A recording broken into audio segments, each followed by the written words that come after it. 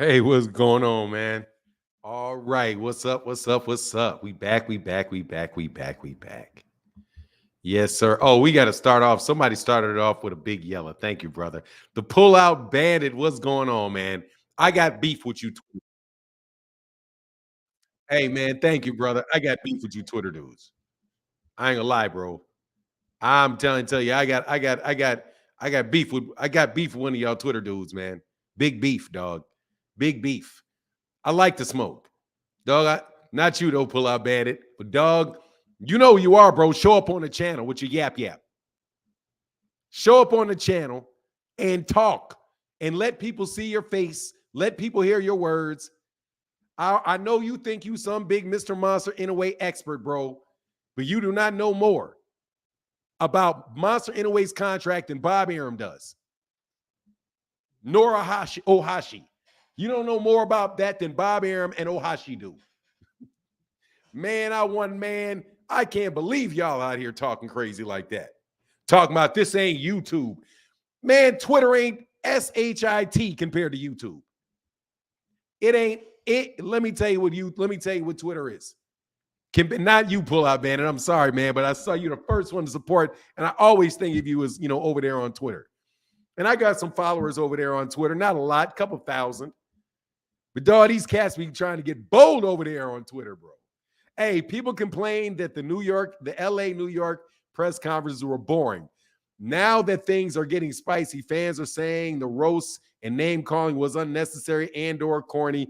Cannot win with boxing fans. Hey, dog, let me tell you something about that. Hey, man, thank you, by the way, to the great pull-out bandit, bro. Thank you, bro. We're gonna leave that up there for a while. Because that right there is on point like a mug. But let me welcome everybody to the channel first before we start frying on y'all. Because that's a fight, dog. It's a dog fight. It's a fight. It's a fight. That's what it's supposed to be. It's a fight. That's the atmosphere right there. That's the atmosphere right there. That's what I'm talking about. No joke, dog. That's what I'm talking about. That is the time and that is the place for that. Man, I'm sorry that don't nobody care about your guys' fights. That's when you got a fight that people care about. That's a fight. That's the atmosphere you get when people care and it's a real fight. Not this.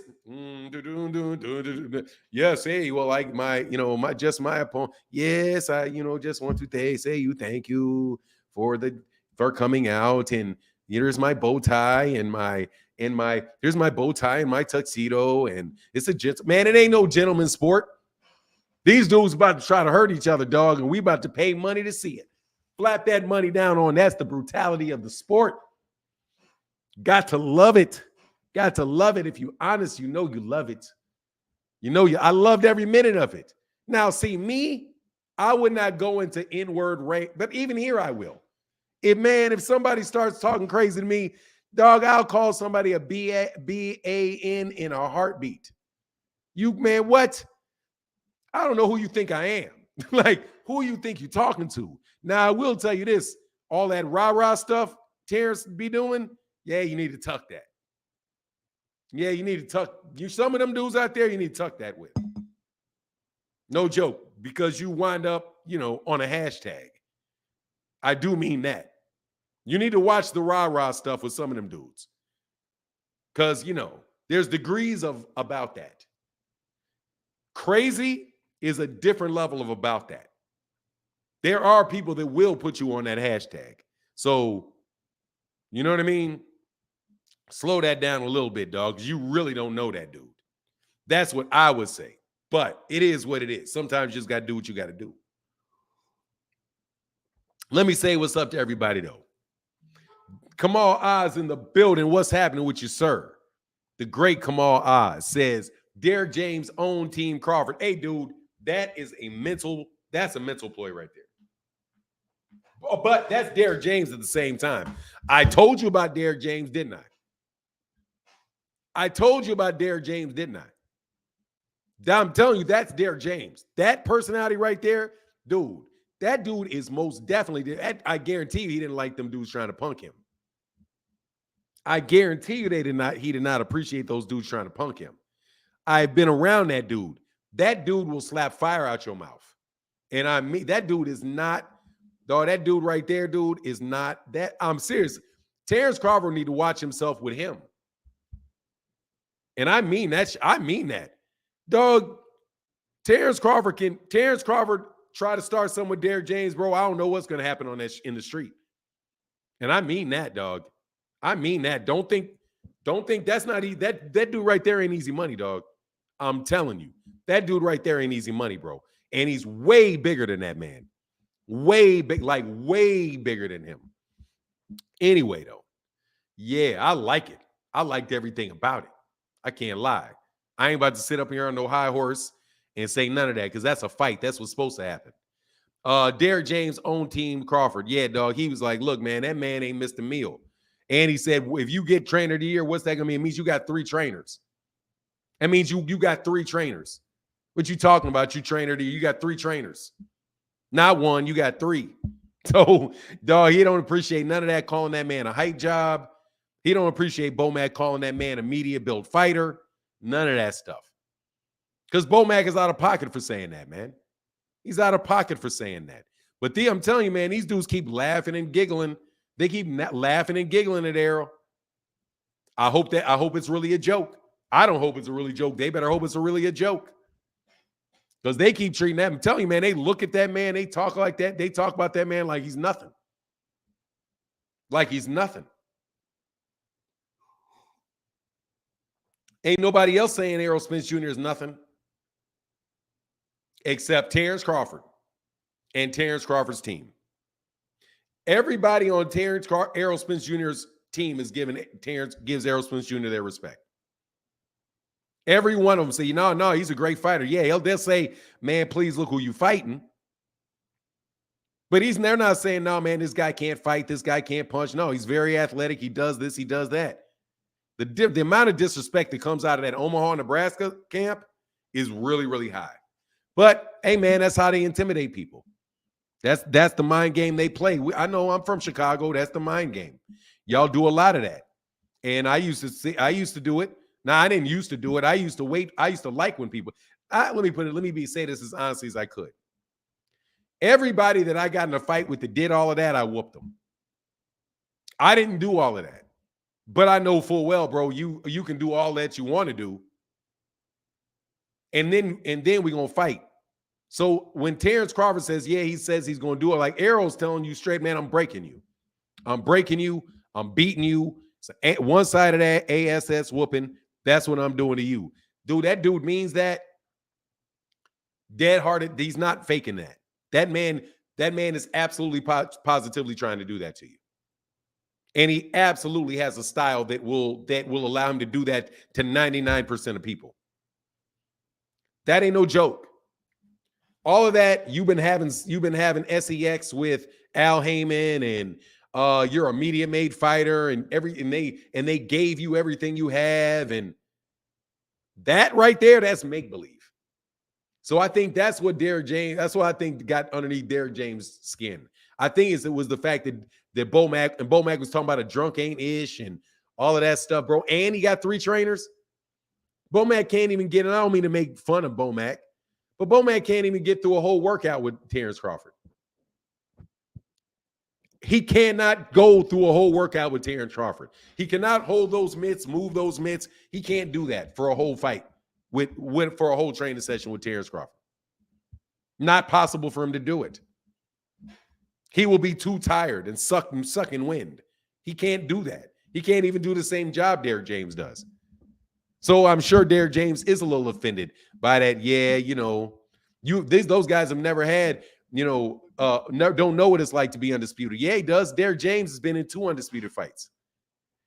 Derrick James this is Derrick James' 3rd fight for undisputed. This is Bomac's 2nd. Terence, they've been through this with Jermell Charlo and Brian Castano. They went through it with Brian Castano and Jermell Charlo. And then they got back in there again, and Jermell Charlo won that. Now Errol Spence Jr. is fighting for Derrick James. Fighting with Derrick James for undisputed. That's the 3rd undisputed championship. 3rd undisputed shot for the coach. And guess what Errol's had? Errol had a fight for 3 belts.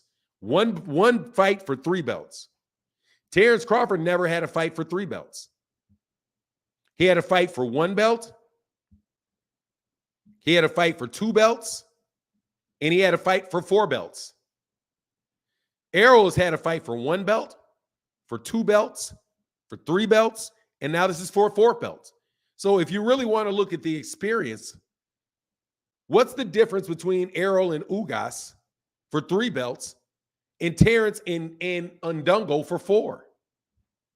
The only difference is that Yordanis Ugas didn't have 2 belts. He only had 1. That's it. That's it. So when you look at the experience of the fighting for Undisputed, there's no difference between Errol Spence Jr. and Terence Crawford in that regard. So what he was saying, what Bomac was saying, was BS. It's BS. And think about it.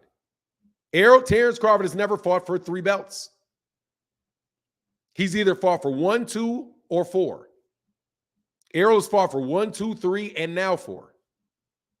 Which means Bomac has never trained a fighter to win his 3rd belt. He fought for his third. Watch this. 3rd. He went through 3 people to get Undisputed. And let me look at this real quick. Because I'm interested in what Kamal Oz said. And then I'm gonna say what's up to everybody. Because this type of stuff intrigues me in boxing. When you talk about people's experience levels.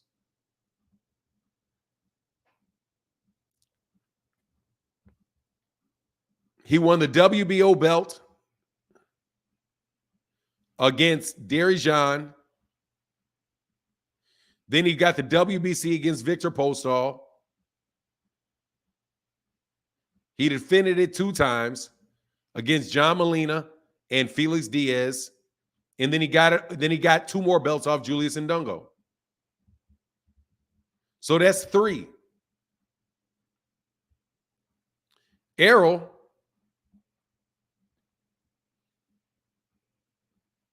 got a belt off Kell Brook, got a belt off Sean Porter, got a belt off Yordanis Ugas. That's 3. Errol Spence Jr. has already equaled what Terence Crawford did at 140. He beat 3 champions. Terence Crawford beat 3 champions at 140. Errol has already beaten 3 champions at 147.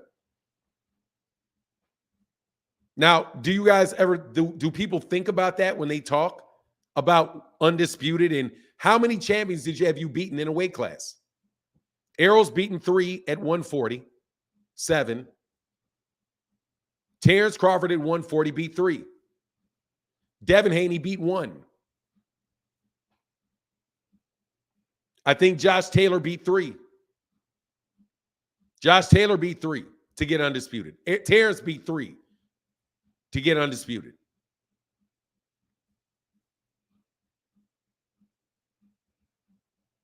Errol beat 3 to get 3 belts.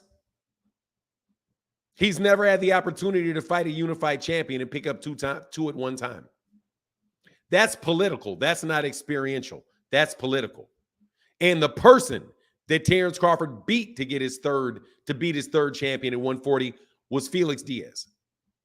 At 140, he beat, who was it again? Not Delusions. Was it Delusions? I don't know who was it. Was it again? I'm sorry. Let me go back because I forget. He beat Thomas Delorme. He beat Thomas Delorme. He beat Victor Postol, and he beat Julius Ndungo to get Undisputed. Errol has already beat Kell Brook, Yordanis Ugas, and Sean Porter. That's not the same thing. It's not this. But that's literally, it's both beating 3 champions. One, though, is the champions, and one of them was Thomas Delorme. He beat Thomas Delorme. at 140 to get that belt. Victor Postol, who I still think is his best win. I think Victor Postol is his best win. And Julius Ndungo. Julius Ndungo is a Carlos Ocampo. They got lucky. That's my take on it. But anyway, hey, God Body Atlas, it said, good. Hey, good morning, Fanon, and the chat strap season. Yes, sir. Marquis says, smash that like button. Support the channel. Please do. And hold on one second, man. I got a cash app, and I'm going to say what's up to everybody. Kamal Oz got me going on that right away, bro. Kamal Oz got me going on that right away. Hold on, man. Hold on, man. Stop. What the fuck is this? Oh, okay. Man, this be so tricky. Hey, man, what's going on, man? My guy, Mr. Smith in the building said, Bud looking real emotional at the press conference. So emotional. Yeah, he's emotional, bro. I'm emotional. That's how I know he's emotional. Hey, brother, thank you so much for that support, bro. Now let me say what's up to everybody in the chat, bro. I went on that for a while. Bird versus Bird. EJ in the building. What's up? What's going on, brother? Auntie Black Cherry in the building. What's going on? D Free TWT, LaMarcus Robinson, and Chris Brook. What's going on, man? He says, salute for now. Funny to me when people say who won the press conference. Man, that's clickbait right there. I'll call that shit clickbait. I'm going to say what's up to everybody. I'm going to roll down to the end of the chat, bro. He said, G-Man, somebody said they saw Spence people outside at T-Mobile Arena digging a hole so they can put Bud in the dirt. Put him in the dirt. Hey, dog, I love that saying. Put him in the dirt. We slide down all the way, man. What's going on? Hey, if I didn't say what's up to you yet, first of all, shout out to all the ladies I always looking forward to talking to every morning. Shout out to all the ladies and you know that I like talking to y'all every morning. Some of the rest of you dudes, some of y'all suspect. You know what I mean? Some of y'all super suspect. But the rest of y'all, you know what's up. What's going on, man? What's going on to the great John Bowie? What's going on to the great Adrian Molina? What's going on to Lone Star Steph and Terry Schmoot and, freaking Flyer? And what's going on to the great BFTB? William Old School Arndt, Thomas Hill, Big Mike Big Boxing, Battle for Life. All y'all, you know what it is. Patrick Gruder said, great job as always, young man. Thank you, sir. I appreciate that, man. Thank you, sir. Appreciate you. I'm trying. What's going on, Outlaw Thomas? How you feeling, man? How you feeling, man? But we're going to let people jump on a little bit early today, man.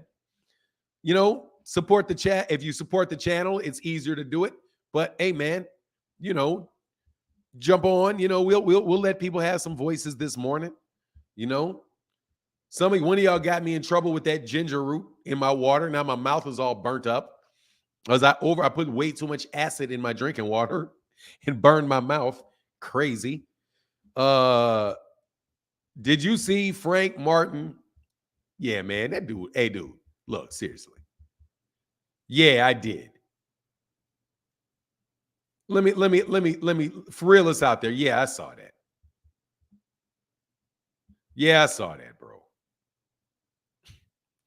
Go, what's going on? Kenneth McAllister said, for now, first of all, that dude, hey, dude, look, man, Keyshawn, you need to stop, bro. Keyshawn, you need to just stop, bro. Seriously, man, that man's like, dude, I'll slap you in the mouth. What you talking about? Dog, man, I'll beat this. Dog, you grandstanding, man. You grandstanding.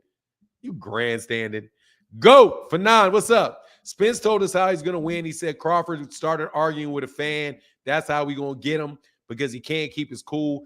Oh, no, he can't, dude. Dog, that dude definitely loses it, bro. Hey, Fanon, I watch you every day. I love the show. Yesterday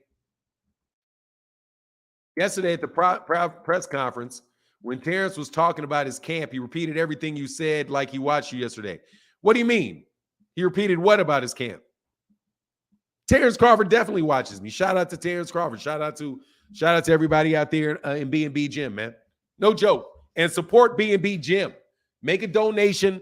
Send your kid out there to work out. Those are one of the best things happening in Omaha, Nebraska, B&B Gym. Okay? It ain't nothing personal. And by the way, did anybody send Terence Bud Crawford the video that I did about him and Monster Inouye? I need you all to apologize to me. I want my apologies. That all I do is hate and lie on you. Man, I've been defending you for years, Bud. But for years. For years. I'm damn near calling the fight down the middle, still respecting y'all. But no respect. No respect comes back. And I mean it. No respect comes back. Asante L, happy birthday, man. No respect come back. What did he say? Yesterday, when he was talking about his camp, yesterday at the press conference, when Terence was talking about his camp, he was repeating everything you said like he watched you. Like what? What do you mean? What did I say? I don't even remember what I said. You said it. Hey, thank you, Chris Brooks. That he's dehydrated and angry? Oh, yeah, he's a little bit dehydrated and angry, but that's just training. He's supposed to be that way. Buzz still got Fanon blocked on Instagram. Dude, I don't even understand why he has me blocked on Instagram. I've never made a comment on this page, ever. I have no idea why they did that, bro. Auntie Black Cherry says, get the likes up. It's free and respectful. Thank you. Sister, how are you, beautiful? I hope you're doing well. And to the beautiful Barbara D, what is happening with you? Mr. Pragmatic, what's up? You said Bud started laughing during the stare down, but Errol never cracked a smile. He gave Bud the death stare. Yeah, dude. He did his throat like this for a second. Like, was like, nah, dog. You're not gonna buddy up and make me laugh, bro. The mind game, dog. What I'm telling you, dude. Look, man, I be bashing these dudes in these debates off fundamentals, bro. I promise you, dude. I be destroying these dudes off fundamentals. Just basic fundamentals. I am murking you dudes with basic fundamentals. Basic fundamentals. You guys so much underestimate basic fundamentals. Basic fundamentals. Basic reading, basic writing, knowing the definition of words, being logical, being consistent. You guys miss a lot of this stuff and you walk right into stuff. This guy on YouTube yesterday, Twitter yesterday, man, he must, Jay Bro, I'm going to say your name, Jay Bro. What is wrong with you, dude? You think I don't know who Monster Inouye is and I haven't been reading the news on Monster Inouye since he fought on HBO? I talk boxing every day. Just because I don't talk about him put him in a lot of videos and a lot don't mean I don't know what's going on with him. Bob Arum is his co-promoter. They have a co-promotional deal with each other, and it is a multi-year deal. Because that's what Bob Arum said, and that's what Ohashi Promotions out of Japan said. And just so you know, that fight was aired on ESPN. When you put it on ESPN, do you know what they also did? They put commercials for that fight on ESPN. They made announcements for that fight on ESPN. They let people know in the fights that took before. They brought it up and said, you will be able to see this fight on ESPN. Do you know what that's called? Promotion. That's called promotion. And just because you didn't do just because you're not doing the promotion in Japan does not mean that you did not do you were not part of the promotion. Teofimo Lopez was promoted by Bob Arum. Even though he fought on DAZN against George Kambosos, he still is promoter. He still has a promotional deal. He just didn't promote that individual fight, but he still has a promotional deal. He is still his promoter. Shame on you for bumping your lips and talking about Twitter ain't YouTube. Dog, click the link. Click the link. You out there on Twitter telling people, you literally saying, you know Bob Arum's contract better than Bob Arum does. He a lawyer. It's his contract. That's what he called it. That's what Ohashi called it. It's his contract. That's what they said, but you know better. Sorry, I had to do that because I call for the smoke. You get 3 or 4 guys over there on Twitter agreeing with you, and you feel big. Ain't got enough knees to call me buddy? You call me buddy? This ain't YouTube, buddy. Buddy. There's a link right there so you can say what you think out your mouth. Not in 25 characters. Not in 25 characters. We can talk all day right here. We can talk all day right here. Mano y mano. I brought up Top Rank's announcement about Monster Inoue. Ohashi's statement about Monster Inoue and Top Rank. You absolutely positively think that they're going to air a fight that was not in a purse bid on ESPN, but ESPN has nothing to do with the promotion? Just because you can name one fight that wasn't on ESPN?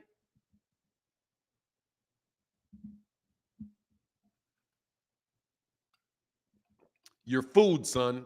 You're food. This is heavy hitter boxing talk over here. Let's get it straight.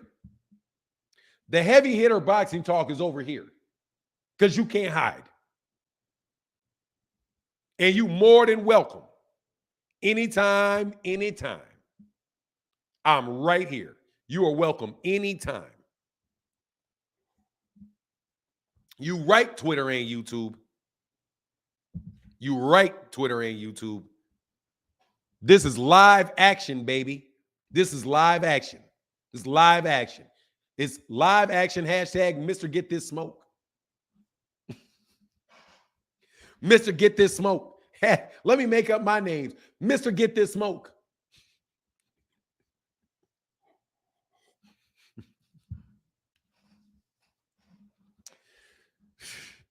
Hashtag rookie moves.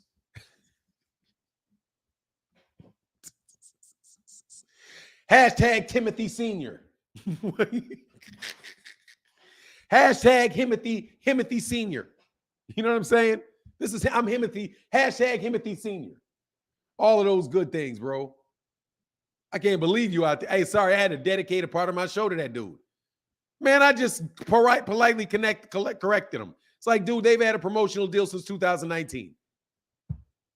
They have been promoting Monster Inoue consistently on ESPN since 2019. Every time they do a pound-for-pound list, every time they talk about the best fighters in the boxing, they out there on ESPN, which is the family of networks that they agreed to promote him on.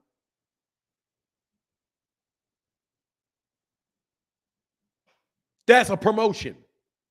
To promote.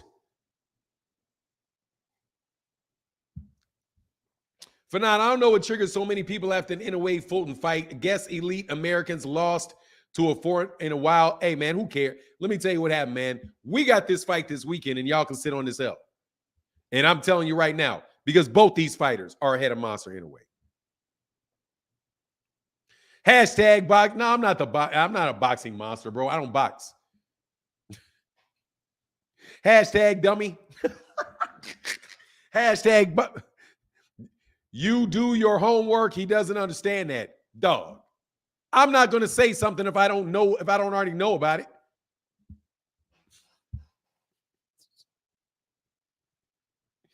I'm not going to talk about it if I don't already know about it. What are you talking about? I know you guys out here thinking you're going to get slick on me. I already know you're going to try to get slick on me. So before I say it, I'm going to make sure I know what I'm talking about before I say it.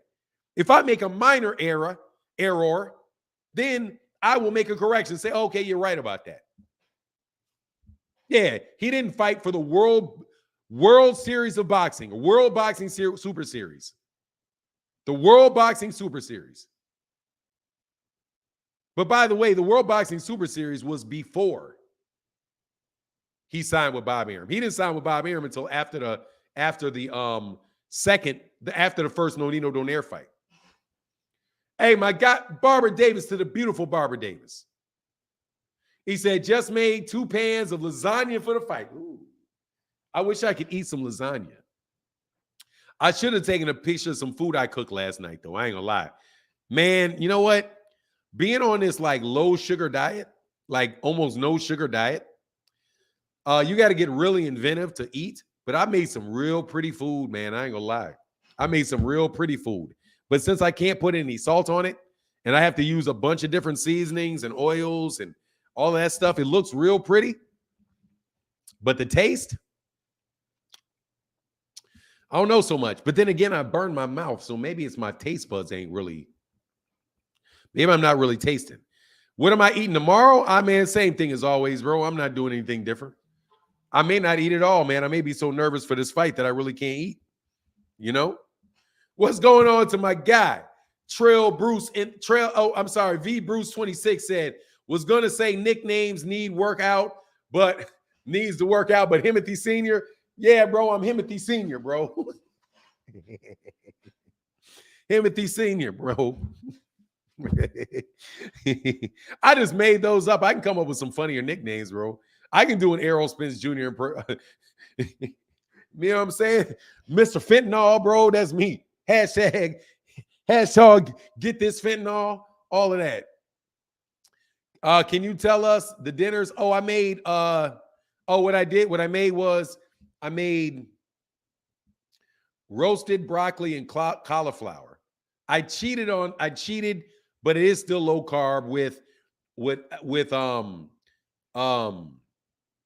like, you know, garlic and thyme and onion powder, garlic powder, thyme, crushed red peppers, black pepper, and then I air fried some apples. I'm sorry for all my Muslims out there, and people know I shouldn't be eating this pork, but whatever. I wanted a good tasting meal for my wife, so I cooked some applewood smoked bacon and made that, poured the drippings over that with olive oil. Then I roasted it. After I roasted it, I sprinkled the crushed bacon over the top of it. Set that to a side. Then I made some turkey burgers. But the turkey burgers, I put, you know, onion. I had to use, like, you know, keto. I had to put keto breadcrumbs in it with eggs, onions, you know, garlic. Obviously, you know, garlic, pepper, onion powder, paprika. I'd put some red pepper in there as well. So I air fried that. And then I got some red peppers and some red onions, and I sauteed red peppers and onions in some lemon-infused garlic oil. Lemon-infused olive oil. Got that right. Got some keto buns. Blah, really? Got some keto buns. And which is, you know, really low in carbohydrates. I probably shouldn't eat it because I don't know what else is in it. But whatever. I just wanted something that looked like bread. And then so I did that. Piled that on top of the burger, laid it up, and served it up. He said, bro, that meal sounds like weight again. What do you mean weight? Nah, that ain't heavy at all. There's nothing fattening in that. There's literally nothing fattening in that. Nothing. What's fattening in that? Nothing. There is fat in it, but there's nothing fattening about it. That's a very low-calorie meal. Very low calorie, and not even low calorie. More important, there's no carbohydrates in it, no sugar, very little sugar in it. So it's not going to spike my blood sugar and make me retain fat. No, that right there, your body's going to have to burn fat out of that. If anything, is a little too lean. Anyway, so no, that's not going to fat. That's just, and it's not a big portion. Nothing fattening about broccoli and roasted cauliflower, red onions, green peppers. There's nothing fattening about that. Turkey, like 93.7 lean ground turkey. No, that's nothing fattening about that. No, unless I ate a ton of it, which honestly I couldn't do.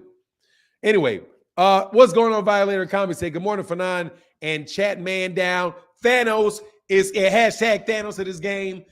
Is coming. It's coming. Strap season. Yes, sir. Lawrence RBE back in that building says, since all the belts are on the line, I take it that the fighters have to abide by all sanctioned rules. No, all that to ask if the IBF hydrate. No, it's not. You do not have to abide by the IBF rehydration clause if another belt is on the line. You only have to do that if only the IBF is on the line. That's the answer to your question on that. Thank you, brother. And my guy, JC Boxing Cowboy Network said, Fanon, does having an early weigh-in benefit Errol more as he is naturally the heavier guy? I heard they might have an early weigh-in. Let's check to see if they have one. I think it helps both of them because they both look like super hungry. But let's just go and let's just look real quick. That's easy to do. Let's just go real quick over here to Premier Boxing Champions. And we will look at what they have. Oh, no, it's scheduled for 5 o'clock p.m. They got a late one. Ooh, they got a late weigh-in. They don't weigh in until 5 p.m., bro. Nah, they're not doing a Devin Haney, bro. They didn't do a Devin Haney, dog. They didn't do a Devin Haney. Let's do it at 8 o'clock in the morning, bro. Virgil Williams said, oh, okay, yeah, they ain't nothing. I cooked the whole meal so it wouldn't be fattening. I'm telling you, man, and plus it's a lot of energy to cook it. You know what I'm saying? Said, no, that's for the fans for not. Then, no, man, what is this? Don't do it for the fans, man. Don't do it for the fans. I want to see the weigh-in. Come on, man. Don't do that shit where they already rehydrated. Man, come on, man. I want to see the weigh-in. Official weigh-in. That's what it said, but that's just a title to a YouTube video, but still. It says 5 p.m. Come on, man. Don't do that. Man, come on, man. Man, jeez, don't do that. God, dog. Man, you messing with people's money, man. I need to see that weigh-in, man. Man, that's whack. Man, that is whack, bro. That's whack. I ain't gonna lie, dude. That's whack.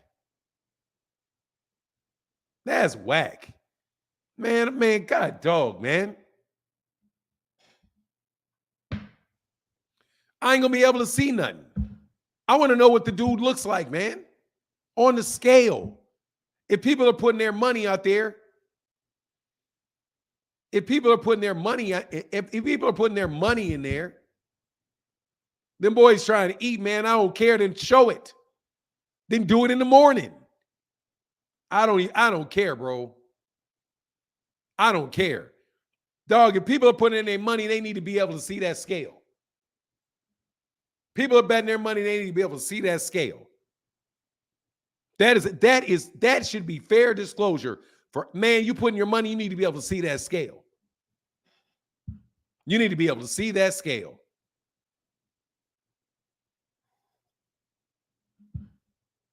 Man, I can't stand that. Boo Showtime in the PBC for that. Man, the coin flip was terrible. Nah, man, I can't ride with that morning weigh-in, man. But if they weigh in early in the morning, that's going to help both fighters because they both get to eat. It just makes the weight that much more. The coin. Hey, man, Mike Tyson rooting for Terence Crawford though too. Just so you know, Errol spent Terence Crawford. Oh yes, heads. Man, if you don't stop hating, bro, I'm telling you, man. Hey, Fanon, you just had a whole hissy fit just like me. Yeah, man, that's ridiculous. I'm trying to judge what's going on with them dudes when they step on that scale. I need to see it. Because that way, that tells that man, this is a close fight. This is a close fight. Now you're going to wait till 3 o'clock in the afternoon until they already rehydrated 5 pounds, 6 pounds. Nah, it's 5 p.m. Eastern Standard Time, man. 5 p.m. Eastern Standard, or 4 p.m. YouTube gives you the time based on where you are. It's 5 p.m. It's 5 p.m. and what they want to do is have more people available to see it. I see them. My mind. See, gotta be talking to me, bro. Gotta be talking to me. He said it's so they can sell a fight. They do it so they can sell a fight. They want it later in the afternoon so more people can see it. 6 p.m. Eastern, 5 p.m. Central, 3 p.m. Pacific time. What's going on, man? Cowboys Network in the building. What's going on, man? Oh, thank you, brother. All right, so I'll put some links in here for cats that want this Smizzo, but they don't want this Smizzo. That's smart, though. I mean, man, it sucks because I want to see the weigh-in. I want to see the weigh-in. What do these dudes look like on the scale? I want to see what they look like on the scale. Not this, let's go behind the scene and hey, dog, and check the weights, and then we get to see you all kind of rehydrated. Dude, they did that with the Lomachenko. Who they do that with? They did that with Monster Inoue. They did that with Monster Inoue and Steve Fulton Jr. Because I was like, both these dudes are fully rehydrated. Or not fully. I don't know if they're fully rehydrated. They look just as big in the scale as they looked in the ring. Seems after the final precedent yesterday, Spence fans showing super nervous energy. You sound like you're showing nervous energy just by saying this. That's nervous energy right there, Mr. Collins. You're laughing and crying. What's you laughing and crying about, bro? Seems like you're nervous. That's what it seems like to me. Why wouldn't you be nervous for a fight, bro? You telling the story. You don't think you have nervous energy when you laughing about something that ain't funny? Ha ha ha! Dog, that's an inappropriate laugh. They're trying to give Crawford time to make weight. No, they're not, because they have an early weigh-in, and they'll put it out there if he doesn't make weight. Dude, they're gonna make weight, bro. The weigh-in is obvious, isn't private if it's that late. If it's 5 o'clock in the afternoon, works for me though. You know what I mean? It works for me. Look, man, it's gonna be I'm looking forward to this fight, bro. I got Errol Spence Jr. winning by decision. I got Errol winning by decision. I had Errol beating your Danny Zugas by decision. Dog, you acting like that, man, dude. But let me tell you something to you Bud fans, bro. Let me tell you something, bro. It more for Spence than Crawford, if anything. I don't know, man. They both look like, I swear, bro, they both look like they were hurting. But yeah, I mean, Errol's probably the bigger guy. But Terence looked like he was hurting yesterday. Until somebody said something to him, then his energy jumped up a little bit. Ray Flores said it at the end. There's two weigh-ins. Are we going to see the weigh-in, or is the first weigh-in going to be televised? Is this next revolution shall not be televised? He didn't look, man. Let me tell you, man.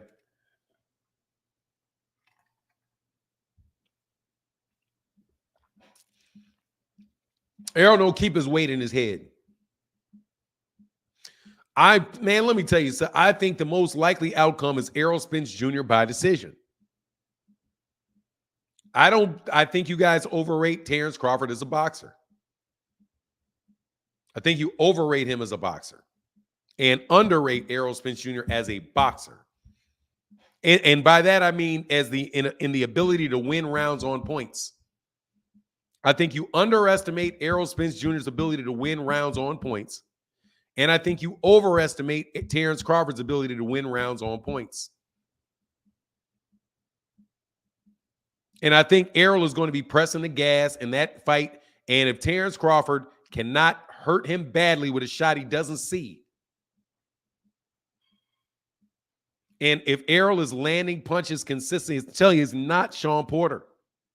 That dude is not Sean Porter because Sean Porter does not work behind a jab like that. He doesn't work behind a jab like that. He's not Kell Brook because, dog, Kell Brook ain't like Kell Brook does not have. Kell Brook is a boxer too. Like somebody likes to stay at range. He almost likes to fight the same way Terence Crawford likes to fight, at range. When you get in close, he tries to grab you. Now watch this. When Kell Brook fought Sean Porter and Sean Porter got on the inside, did you notice what Sean Porter was able to do? I mean, Kell Brook was able to do to Sean Porter.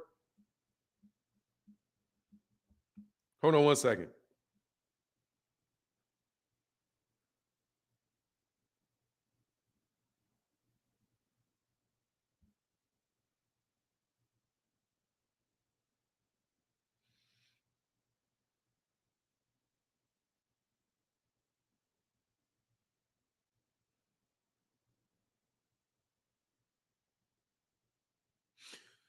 Klesser, Fanon, Errol had been off for 18 rounds versus Buzz 17 months. How does that play a part? No one had brought that up.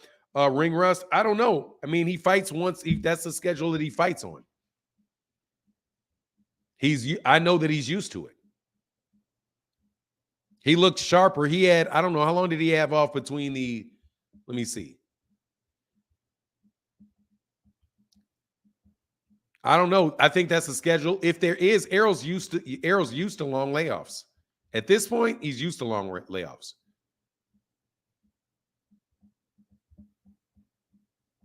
And I don't think Terence Crawford fought David Avanesyan, so whatever with that, really. But let's see. How long was it? He had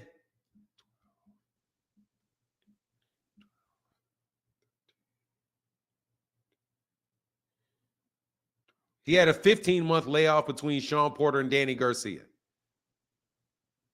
And there looked like there was some ring rust there. He had between Danny Garcia and Yordanis Ugas, he had a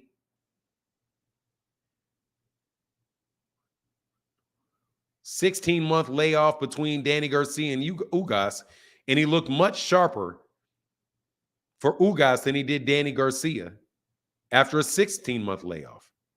And this one, he has a 13-month layoff. So this, let me see, 14-month layoff. Is that right? No, 16-month layoff. And now this is a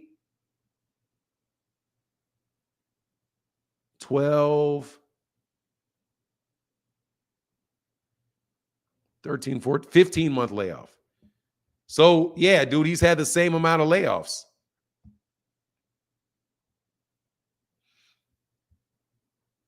He had the same amount of layoffs. So I know ring rust may come into play with it. At the same time, he's had to do this before. So it's not as if he's not used to making that, to doing exactly that. You know what I mean? No, I mean, it may play a role. I'm not going to say it won't play a role. I'm just saying that it's not unusual for him. Floyd Mayweather Jr. had year layoffs multiple times in a row. And he came right back off year-long layoffs and got right back in and did it. Terence Crawford has had year layoffs, consecutive year layoffs. This is the first time that he's fought twice in 12 months in like 3 years. So he's had back-to-back training camps. I think so. I don't know. Errol had to plan for this. You know, he had to plan for it. So he had a training camp, just like, the one before he had a training camp. So I don't know. It could play a role, though. It definitely could play a role. Sugar Ray Leonard had a 3-year. Yeah, but that's a good point. Sugar Ray Leonard also was used to having layoffs. Sugar Ray Leonard got to the point where he could take off multiple years, come right back. Because whatever his system was, he knew how to go about making sure that he was sharp in the fight after he had a layoff. You know what I mean? The sharpness and all of that stuff, I can't really speak on it. Hey, whoa, my bad. Hold on one second, man. I missed one. My bad.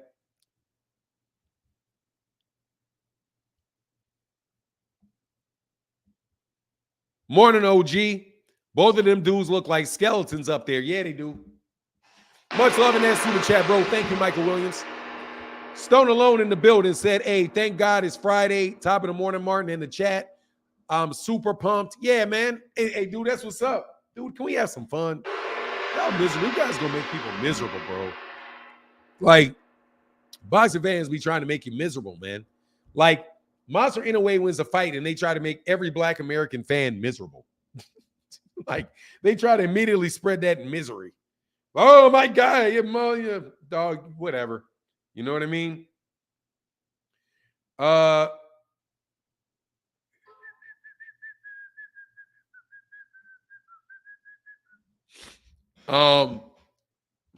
Caspi, dog, Caspi, wow, bro. Dude, that sounds, hey, you're supposed to say pause after something like this. You're supposed to say pause with that right there. You're supposed to say pause with that. Anytime you say something like that, you're supposed to say pause. All right. I have to show you, I tell you that I'm most definitely a child of the 70s and the 80s. You know what I mean? Young adult in the 90s.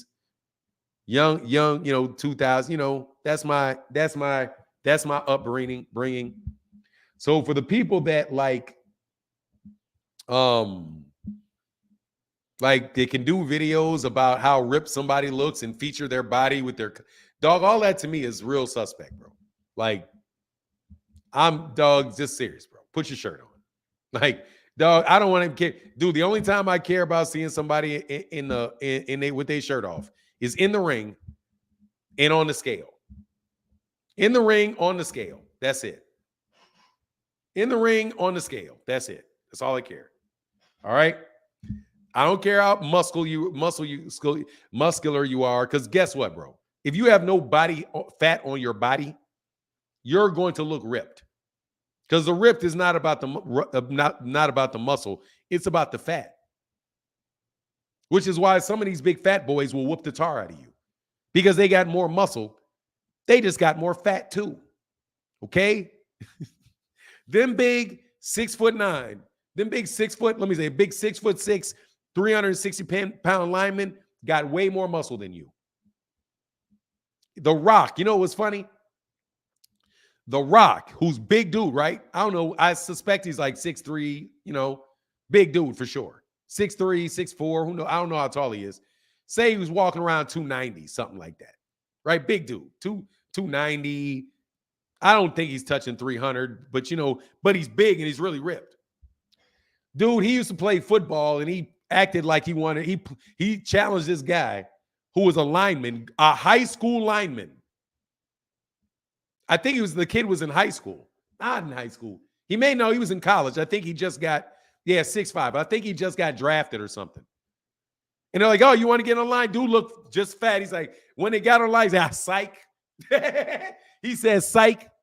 Because that boy right there was real strong.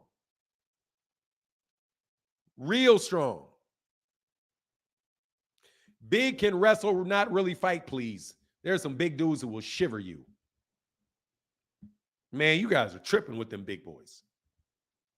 You tripping with them big boys. Fight them big boys. Fight them big boys. Mm-hmm. Uh-huh. Okay. Go fight Big Dennis. I dare you. Man, please. Man, I ain't fighting Big Dennis. I ain't fighting Big Dennis, dog. That dude was like 6'7", 490 pounds. Dog, and could run. I ain't fighting that man. No, I do not believe NFL athletes are the best athletes in the world. I think track athletes are the best athletes in the world. That's why they call it athletics. You guys are playing a sport. That's athletics. Track and field, athletics, test your athleticism. Those are games that you use athleticism to play.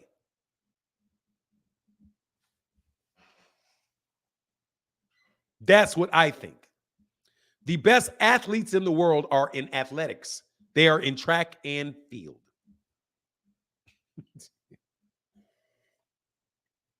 They're in track and field. You want to know who the fastest is? It's in track and field. You want to know who the quickest is? They're in track and field. You want to know who's got the most hops? They're in track and field. You want to know who the best? You want to know who jumps the highest? They're in track and field.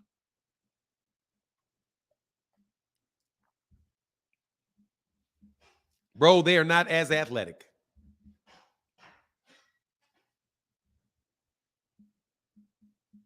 Okay, that's the best at them. Them. You may take them and then put them in another sport and teach them that sport. For 9, why is that the Negro Leah? What are you talking about? That's why the Negro Leah. I don't know what that is. But anyway, let's get back to boxing. Since Spence will be better mental state this fight than he has in a long time. I mean, I think that man's mentality, bro, is just the best. I think his mentality is always tough. I think their mentality is always tough. Always. Oh, the Negro League had the best athletes. Look, I'm just telling you. That's who I think are the best athletes. What's going on, Fareed? Because I know what they can do. Dude, Terence Crawford is slow. You say what you want. Terence Crawford is slow. I've seen it. He's slow. He's not fast. He's slow. I've never seen Errol run. I've seen Terence Crawford jump rope. He's slow. He's slow. Promise you. He can't run. He's not a fast runner, bro. I'm talking about runner. He's not a fast runner. Anyway, it's going to be a great fight. Also, he is really overconfident in some things. There's personal experience that I know where Terence Crawford is very, very confident, bro, to the point of delusion. Terence Crawford is confident about what he can do to the point of delusion. I'll tell you a true story that I know is true. A behind-the-scenes story. I personally know some of the best. I know some of the best table. You call it ping pong. I call it table tennis. I know some of the best table tennis players in the country and in the world. I know them, personally know them, have worked with them. Because people in my family own table tennis companies, own a table tennis company. And as a result, the Olympic champions and all of that would come to Chicago, and we would put on a table tennis tournament with gold medalists, bronze medalists in table tennis. So there are people that I know that are, when I'm telling you they play table tennis, I mean they play table tennis. And I'm telling you, every time I see anybody playing table tennis, I can tell whether they can play as soon as I see that racket in their hand. So when I saw Terence Crawford play table tennis or ping pong, and I saw how he held the racket, I was like, oh, he's one of these people with reflexes. He's got good eye-hand coordination and he's got good reflexes. So he can get boom, boom, boom. Because, boxers have good eye-hand coordination. Table tennis, ping pong is a trade name that somebody that built a product and wanted to sell their table.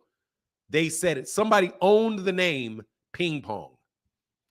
It's always been table tennis. It's tennis played on a table. Table tennis. So Bud played somebody that is a very good table tennis player because he was in Nebraska. And Bud was like, and somebody said, oh, Bud's the best Bud's like the best table tennis player in Nebraska. Like he loves it, right? Plays it all the time. You know, you see things of him doing that with Shakur, right? And how he's like that, right? Dude, my guy played him. And I was like, what happened? He was like, man, I don't know. I beat him like 16 times in a row. Like, he said, I don't know. Like, I say, how many times you play him? He's like 16. He said, how many times did he score? He's like, I don't know. I let him at a point once. I let him, like, he said, I said, I don't know, man. I might have missed on purpose once. Like, it was like that, bro.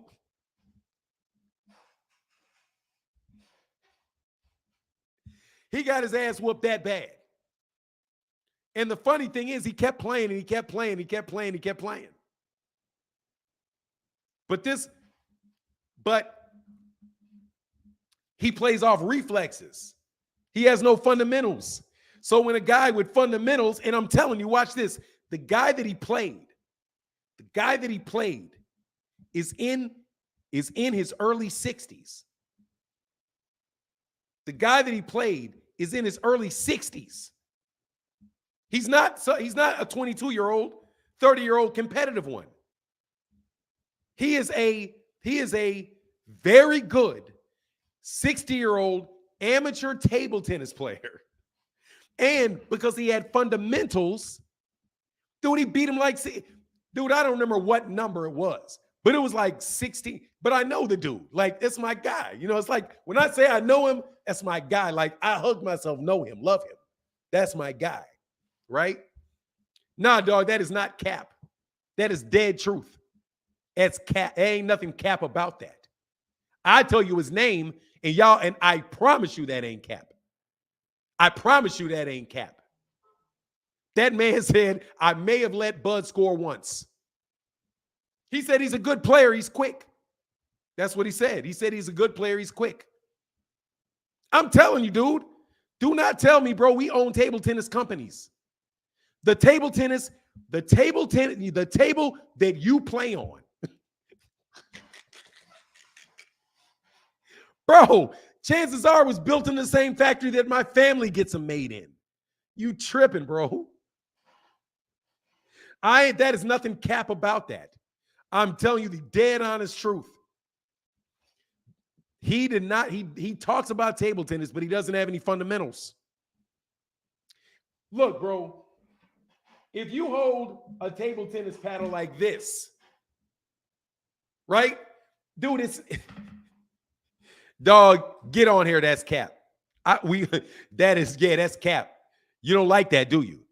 He has no fundamentals in table tennis, bro. No table tennis fundamentals whatsoever. None. But he has very, very fast hands, and he has very, very good eye-hand coordination, bro. Okay?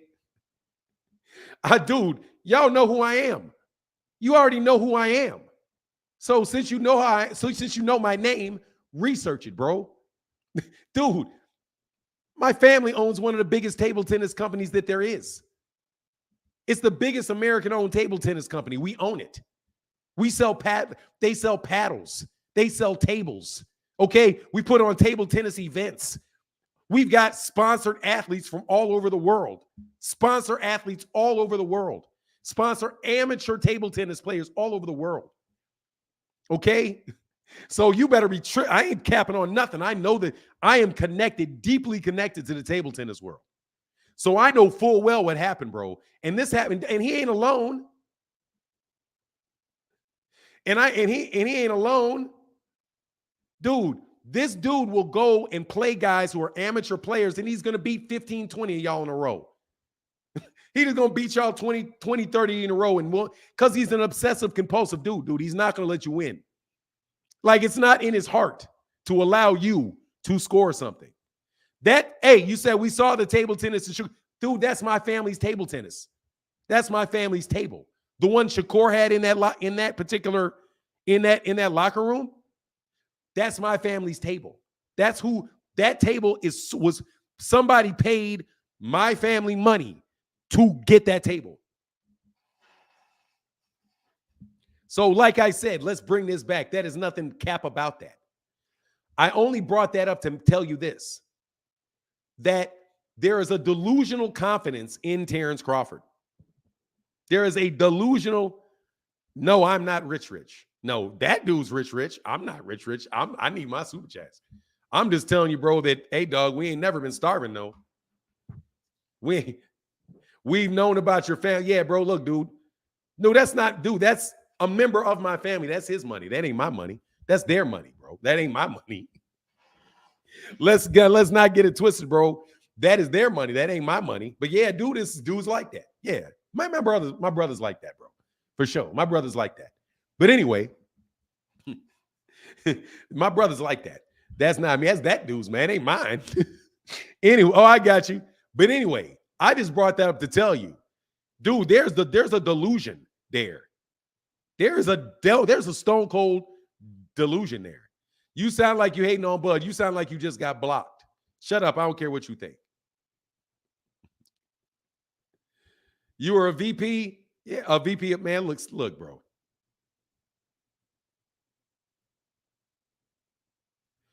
Hold on. I'm not hating, bro. I'm just telling you the truth. You're out of here, Bren. You can go cut rocks. Look, bro. I'm just telling you, there's a delusion over there, bro. I'm telling you, there's a delusion. There's a delusion over there, bro. There's a delusion of ability over there. There's a blind self-confidence, bro, that man has. And it could be a good thing. That could be a bad thing, bro. Martin, tell him to let you hold something. They have. Bro, when I've been down and out, bro, I just go get a job with them. Like, I've been really, really down and out. And Cass is like, here, man, come to work for a second. And so I'll go to work for a second. You know what I mean? I'll go to work for a second, and then I'll get myself back up on my feet, and I'll leave. Yeah, bro, there ain't a dude. Screw it. Now, I'm not going to say screw generational wealth, but family entrepreneurship is no fucking joke. Okay? Knowing how to start a business, run a business, knowing how to start a business, run a business, have a business, so that some member of your family, when they need it, can go to work and earn a living while they figure out what they're going to do and they can leave and move on. That's very, very important. That's very, very important for your family, for your immediate family, for your extended family. It is very powerful. The knowledge of entrepreneurialism is a gigantic thing, bro. And I'm telling you, my family got it in spades. We know how to start businesses, run businesses, what makes them successful, what makes them fail. We know this. We've done it. We've done it. Everybody's done it. You know what I mean? Everybody's done it. You know what I mean? So this is my business. This is my business. Please support in the Super Chat and the Cash App. I'm not lying. This is where I get my money. This is my business. And I treat it like a business. And I'm not going to act like it's not a business. It's a business, which is why I don't run around and tell you guys a bunch of garbage that's not true. Because eventually it's going to come back and get you. Which is why I said a lot of that stuff is bad juju, man. Don't put that bad juju on yourself, man. You know what I mean? Tell the truth as you see it and offer people consistent and the best product you can. No joke. And thank you for supporting the business. Stone Alone in the building with the $5 holler, brother. Thank you, man. Yeah, I do consultations. Absolutely. Yeah, I'll do consultations.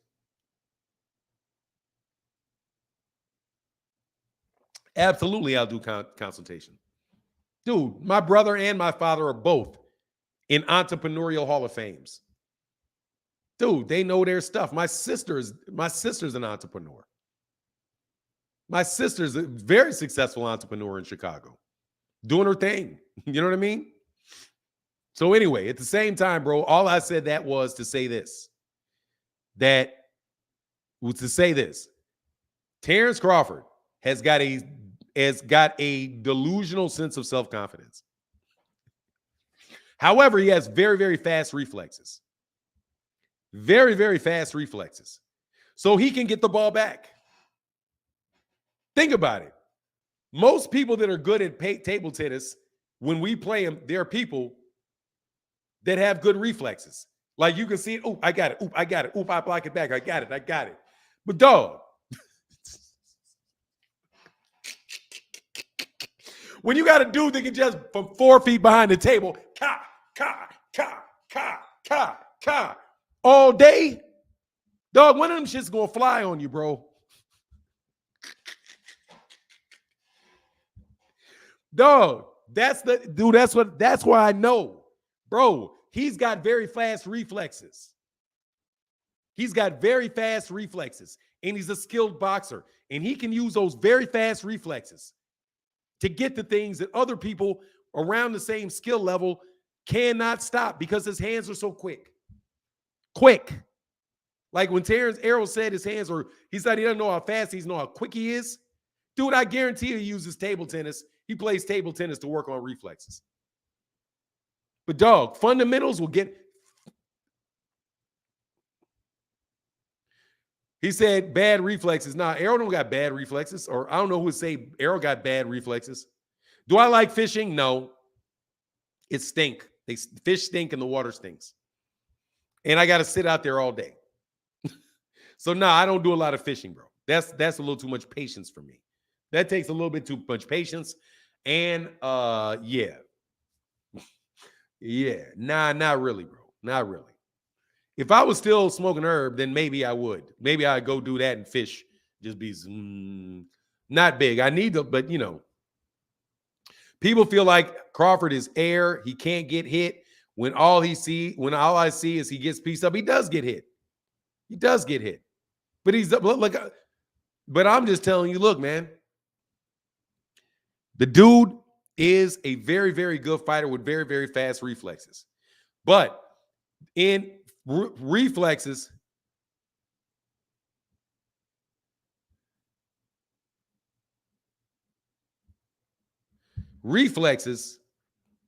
can be overcome by fundamentals. Reflexes can be overcome, and all of that timing, all of that. He's got great timing. In order to play table tennis, you got to have great timing. You got to have great timing. You have to have you have to have very good reflexes and have great timing. It's almost all timing. And you got to be able to have timing on your left-hand side of your body and your right-hand side of your body. What do you mean, Queen Vaughn? Why? It's about timing. Because the ball may be coming up. Yes, you can teach reflexes. People work on reflexes all the time. You can sharpen your reflexes. Absolutely, you can sharpen your reflexes. Absolutely, you can sharpen your reflexes. People work on reflexes all the time. Tennis players, they'll stand right here. They'll throw a ball. They have a ball in two hands, and they throw a ball, and you got to go get that ball. And then they'll get another one. They go, and you throw that one. You got to react. Reflexes is reaction time, and people do train you and train your body to improve your reflexes. That's why you're doing all of that pad stuff. That's why you're doing all that. Dude, a lot of stuff does that. Bud has faster twitch muscle fibers. I don't think he probably doesn't. I don't know if he does or he does, man. No joke. He said you can absolutely teach and train reflexes. Yes, Fanon. Yeah. Tripping, you can't teach reflexes. Yes, you can. Now you're not gonna be a fly. You know what I'm saying? You got people that'll throw a chicken out there and make you try to run down a chicken. They'll throw a rabbit out there and make you try to run down a rabbit. You know? Yeah. Anyway, did you see Frank Martin walk up on Keyshawn Davis? Yeah, no, that was good. I like that, man.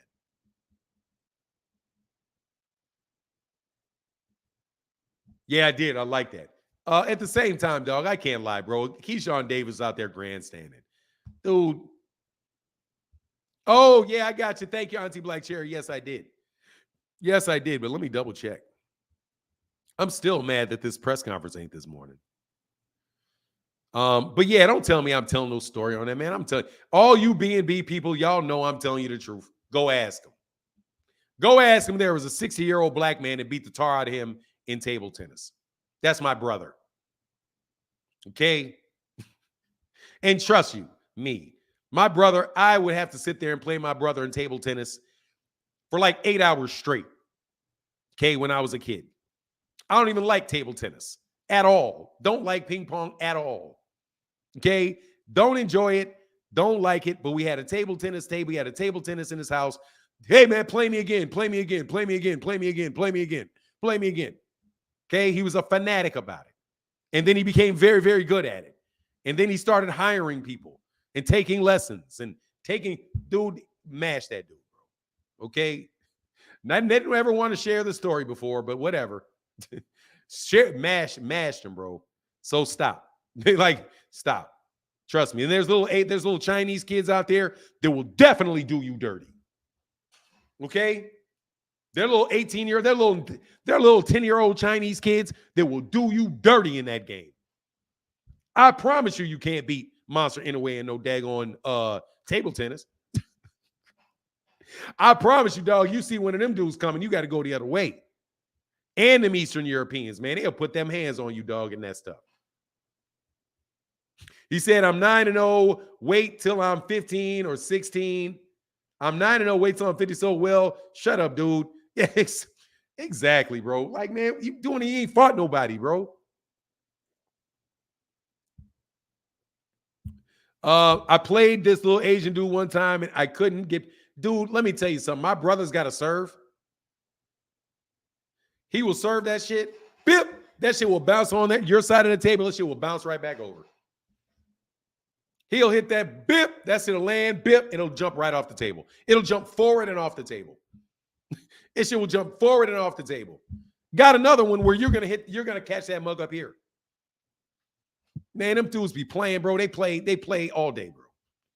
Anyway, they play all day. All I'm saying is, man, that look, dog, fundamentals mean something, bro. Fundamentals mean something.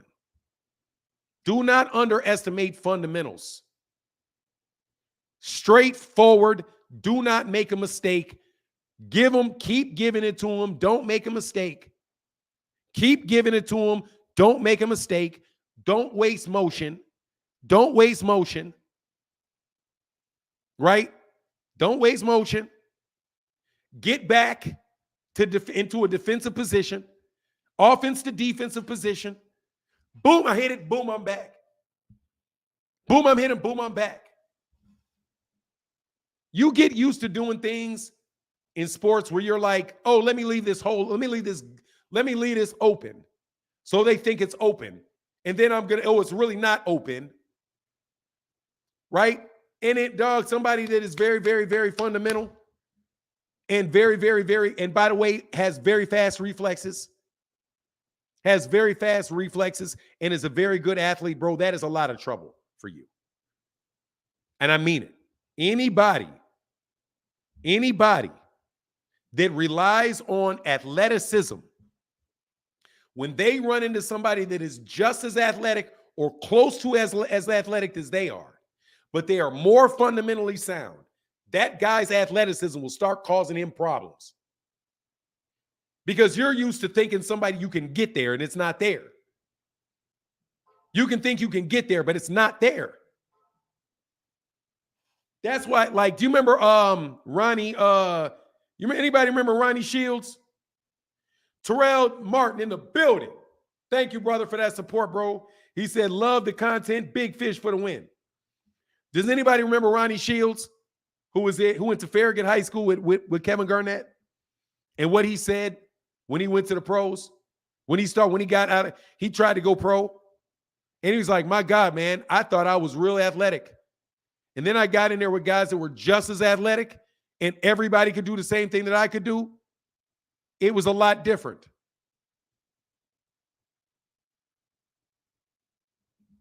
That goes for everything in life. It goes for everything in life. Everything in life, man. Fundamentals are there, bro, for a reason. They are what you build on for success. That's what you build on for success. Yep, Ronnie Shields was a top baller in Shy, yeah. And then he went in there, he got in there with dudes like, hold on, everybody's like this. What separated Kobe Bryant? Fundamentals. What separated Michael Jordan? Fundamentals.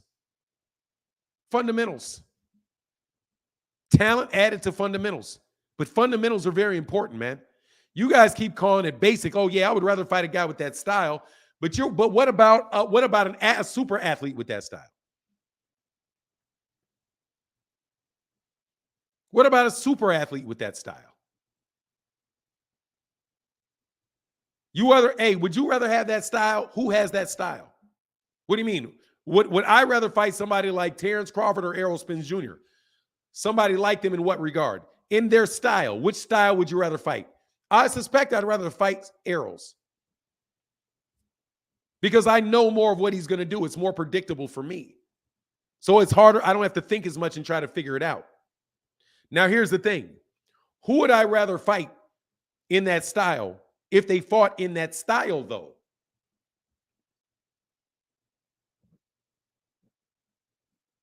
Yeah. I would rather fight Errol Spence. I would rather fight Rashidi Ellis fighting in Terence Crawford style than Errol fighting in Errol style. Ain't no way. That's an easy choice. Isaiah Thomas, Tim Duncan, great fundamentals. Dude, Isaiah Thomas was a crazy athlete too. And Isaiah Thomas was a great athlete. A great athlete. Dude, honestly, man, it's hard for me to imagine how good he is because I played with his brother. And his brother was so ridiculous. Little dude, too. Like, man, he may have not been about like 5'8", his brother, like little guy. But God dog. I was like, man, I've never dunked in a basketball game so many times in my life as when I played with Isaiah Thomas's brother. Because at the time, I could dunk. So literally every single, I'm telling you, I would just be like this. I would just move to the rim. All I had to do was put my hand here. And it was like, boom, what? Dude, I couldn't believe it. It's not like he passed to me and I had to figure out how to get there. Dude, this dude wasn't even looking at me. These two dudes trying to stick him. And he was just like, hey, dude, I didn't even see him see me. He was just like, man, that ball hit me like this. Boom. Hell no, I ain't dunking no more. Yeah, I could dunk. What you talking about? Of course I could dunk. I'm 6'2". What self-respecting person 6'2" couldn't dunk a basketball? It's not that high. It's not that high. It's just right there. Like, I still couldn't understand that. Dude, what's the big deal? It's just right there. It's you all acting like that's superhuman or something. It's only right there, bro. Okay? It's only right there. It's not like you have to long jump 28 feet. All right? It's not like you're trying to long jump 27 feet. That shit right there is a long ass way. That right there, it's just right there, bro. Literally.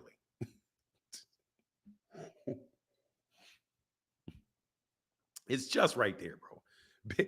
I know, joke, bro. You'd be surprised. Nah, dude. I am surprised. I'm greatly surprised that somebody's impressed that somebody can dunk a basketball. If they're 6'2". If you're 5'6", okay, yeah, I got that. Maybe 5'8", all of that.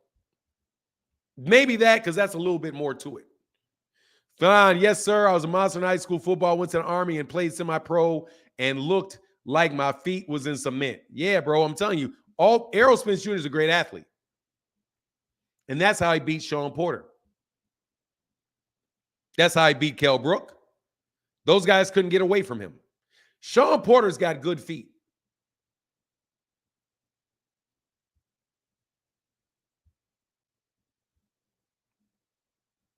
Errol Spence Jr.'s got fast feet.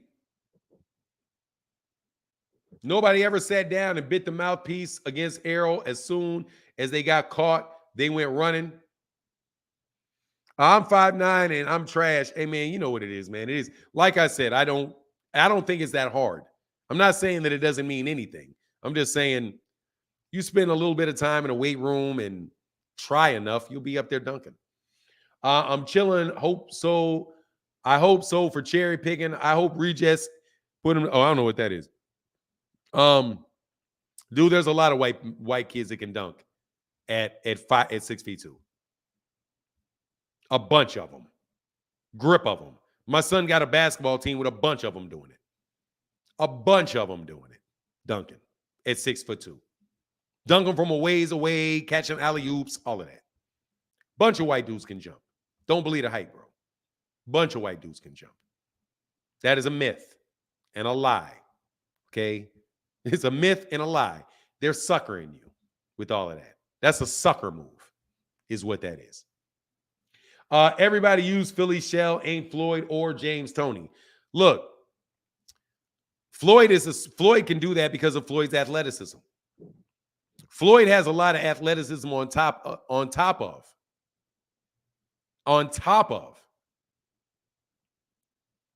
fundamentals.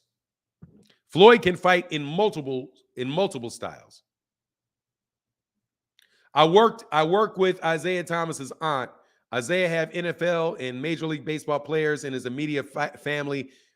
Isaiah's family is very athletic. Yeah, bro, that was ridiculous. His nephew was crazy. His little nephew was bananas. Oh, he was legit. Okay, his nephew was crazy. You got to show me, bro. Just come on, man. Dog, man, please. They are a lot of them dunking, bro. A lot, especially here in Texas. Okay, especially here in Texas. All kind of. Now I'm not saying, I've seen some kids with some real dumb ones. And the ones with the real dumb ones tend to be black kids with the just dumb ones. Like, ugh. You know what I'm saying? Like, ugh. That's just not dunking, bro. That's ugh. Keith, hey, remember Mikey said Spence wasn't there to be hit? Nope. I'm trying to tell you, you just underestimate that kid. But that young man. But here's the link, man. Come get this smoke, Bud fans. And yeah, dog, you can say what you want about that. I know that man's got a delusional sense of self-confidence. However, it helps because he's never going to admit that he loses. And he's going to want to keep coming back and coming back and coming back and coming back. And that could be a strength. Some people will quit. There's no quitting Terence. There's no quitting Terence. Terence is going to want to get it back. I believe that. There's no quitting Terence. So in that regard, there's two sides with it. Number one, he is very, very quick and relies on quickness. In that regard. And he's a good player, bro. Tell me, he's probably one of the best. I suspect he's one of the best table tennis players that are boxers. I suspect that he is. Because he can play. I've seen it. That ball keeps going back and forth. Pop, pop, pop, pop. You know those dudes. They can play table tennis. They've been playing since they were in the Boys and Girls Club. So, bop, bop, bop, bop. But when put up against somebody that is just as quick as they are, but they have better fundamentals, dog, good luck. You know what I'm saying? Good, because my dude is very, very quick. It's always been very quick, very fast hands. Very fast hands. Terence gonna win, bro. You sleep on him, but he got more dog in him, way more aggressive. What?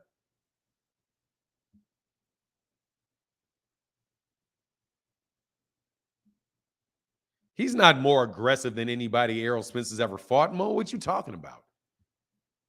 He's more aggressive than anybody Errol's ever fought?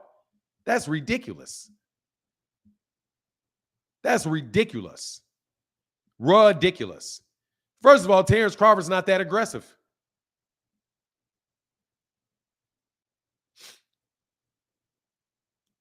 Man, somebody click the link, bro. I don't want to see nothing, bro, because you're not going to come around if you're wrong. You'll see what?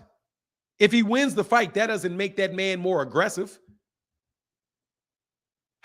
If Terence Crawford wins the fight, how does that make him more aggressive than the other people Errol Spence Jr. fought? Does that make sense to you? How do you get one thing from the other? Terence Crawford beat Sean Porter. Terence Crawford wasn't more aggressive than anybody Porter ever fought. Was he? Do you think before you speak? Ugas is probably the most aggressive. Ugas. The most aggressive fighter Errol ever fought was Yordanis Ugas. Yordanis Ugas. Your Dani's Ugas is very aggressive. Very aggressive. Ugas. There you go. Dude, you don't find that funny, bro. That's nothing funny about that. Do you know what the word aggression means? No, I think it was the most aggressive, I think was Ugas. He just got that aggression beat out of him. That man was just coming forward, and coming forward. He tried to come forward when it was getting hot, then he tried to move a little bit, but then he would try to get aggressive again. Maybe you could say Sean Porter, but I think Sean Porter was more on the back foot and couldn't get away and had to fight. But you could say either one. LeVar in the building. Hold on one second, brother. Sorry, man. Oh, yeah, I missed a bunch of them. Thank you, brother. My guy, LeVar said, hey, I see you, Keith James. Fanon, I think Sunday morning will be one of your highest rated shows ever. I can't wait to be part of it. Spence winning 8 rounds to 4, unanimous decision with a knockdown in rounds 5, and then with a knockdown in rounds between rounds 5 and 9. Thank you, brother. Much love in that super chat. If he gets knocked down, that's going to be a wrap. He ain't going to. If he knocks down Bud, it's going to be tough on him. Dude, oh, man. If Bud don't get a knockdown, it's going to be tough on Bud. If Bud don't get a knockdown, it's going to be tough on Bud. Bud needs a knockdown.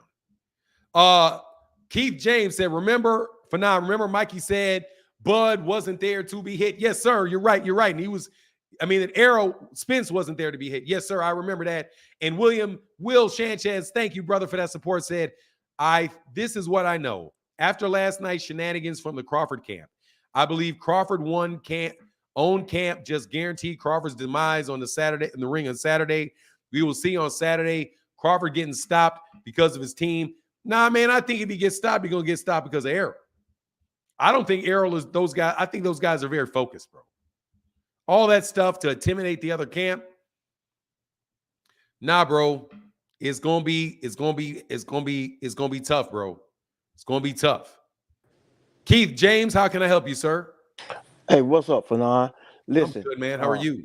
I'm good, brother. Hey, listen, I'm in the chat, and I want to say to people in the chat, if you don't have anything positive to say, don't come in here making insults. Fanon, I saw Javier Logan speak on your scenario you had, back in the day, a few years ago when you had to go on vacation. I didn't like that. That was an insult, and that's fucking low. Excuse my language, but that's low. Man, about your mental health. Here, hold on one second, bro. Hey, we can put a pause. Just put a pause on that, brother. Because watch, is he still in the chat? He probably got blocked. Don't worry about it. Okay. What else is going on, bro? I appreciate you, man. But let's talk nothing much, man. I love your content. Keep it going, baby. Thank you, man. I appreciate you, brother. Thank you so much. All right, one. All right, bro. Peace. Later. Yeah, but let me speak on that for a second. I had mental health issues. And I had to take a break from my channel for about 6 months, in which I rested, I got my health back together, and I feel much better. Now, if any of you guys think that that's funny or something worthy of ridicule, that's fine. Think it's funny and ridicule me for it, because it's a fact. But it's not anything that I'm ashamed of, because there's no reason for me to be ashamed of it. It's just the truth. So if that makes you feel better about yourself, then I'm really glad that it happened to me, so I can make yourself feel better about yourself because of a tough situation that somebody else went through. I'm glad I could be of service in your life. For people that go through difficulties, let me tell you this.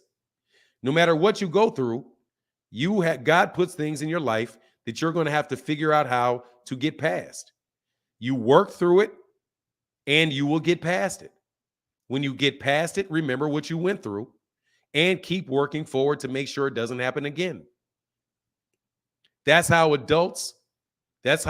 example that adults should set for kids. And that's what you should do in your life, whether it is that you are still in your mother's basement and you can't find a way to get a job. Don't worry. Keep filling out applications. Keep getting out of the bed. Keep trying to find a job. Eventually, you will find a way to earn living and get out of your mother's basement. If you are morbidly obese and it is depressing to you, find a way to change your diet, get your exercise, get some advice, and figure out a way to cut your diet down and solve the problem that you have. I apologize to anybody that thinks that I'm Superman. I'm not. Nor do I ever claim to be. So if you find joy in my problems that I have in my life, trust you me, I've had more problems before. I've had worse problems than that in my life. And I hope at a point in time, I'm going to have it. There may be coming a time where, hey, man, I'm 75, 80 years old. I'm trying not to have diabetes. I'm trying not to have kidney failure. I'm trying to overcome my high blood pressure. I'm trying to overcome these things.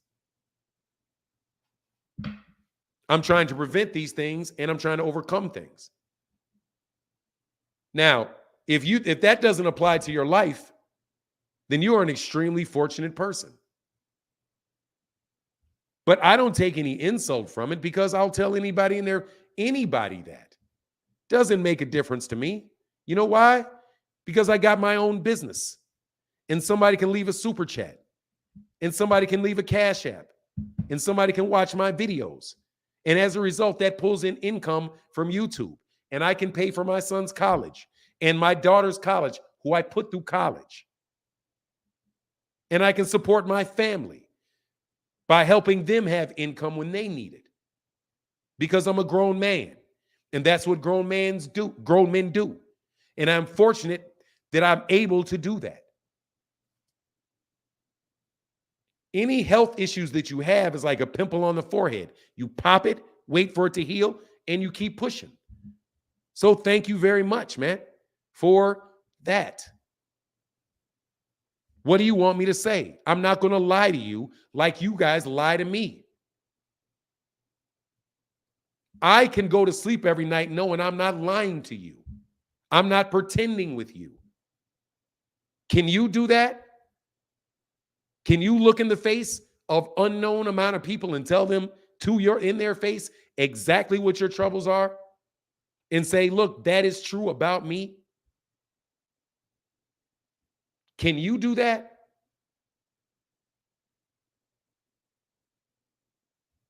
If you can, good for you. If you can't, work on your self-confidence.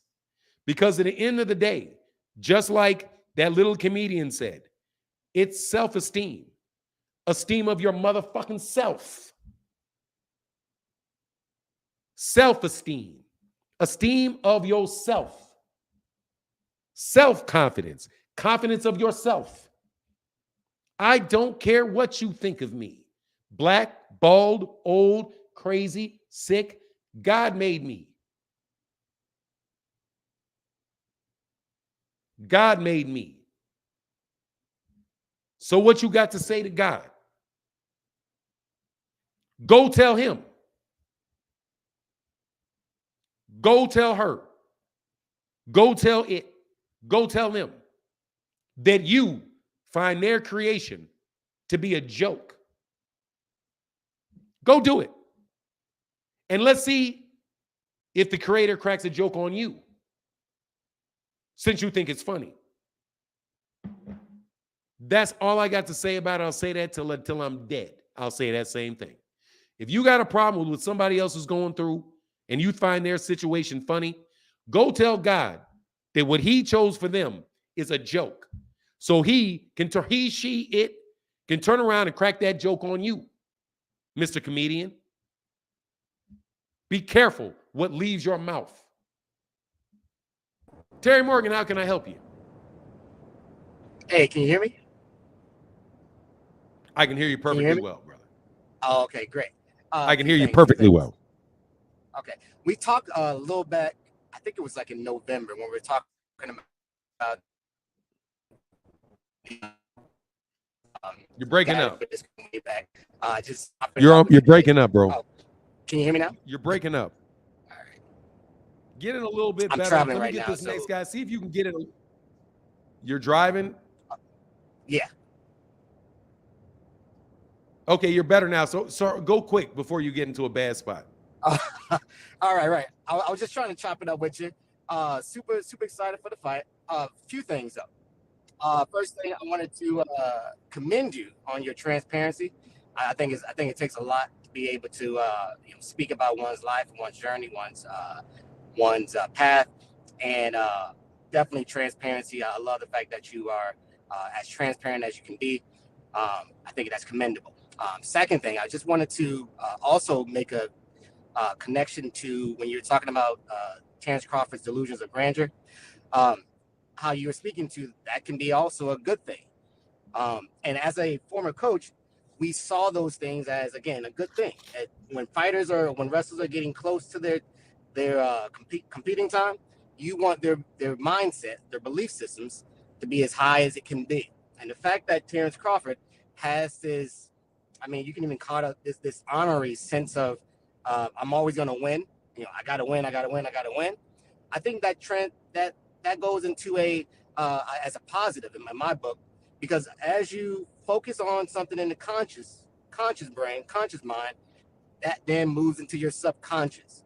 And oftentimes we'll quit something before we even realize why we're quitting it, or we were more apt to take a challenge in the face of adversity because what has been programmed through constant experiences. So you're absolutely right. Delusions of grandeur, that whole bit. But I definitely see that as a positive. We always want to kind of go by the mentality of, I think, therefore I am. So if I'm consistently moving through life with a certain mindset, I become a robot. I become a machine in that sense, because it becomes a part of my subconscious. So super excited for the fight. Like I said, love your transparency. Definitely commendable. I'm nervous. As a Bud fan, I'm nervous because I know on the other side, that's a bad man. That's a bad boy on the other side.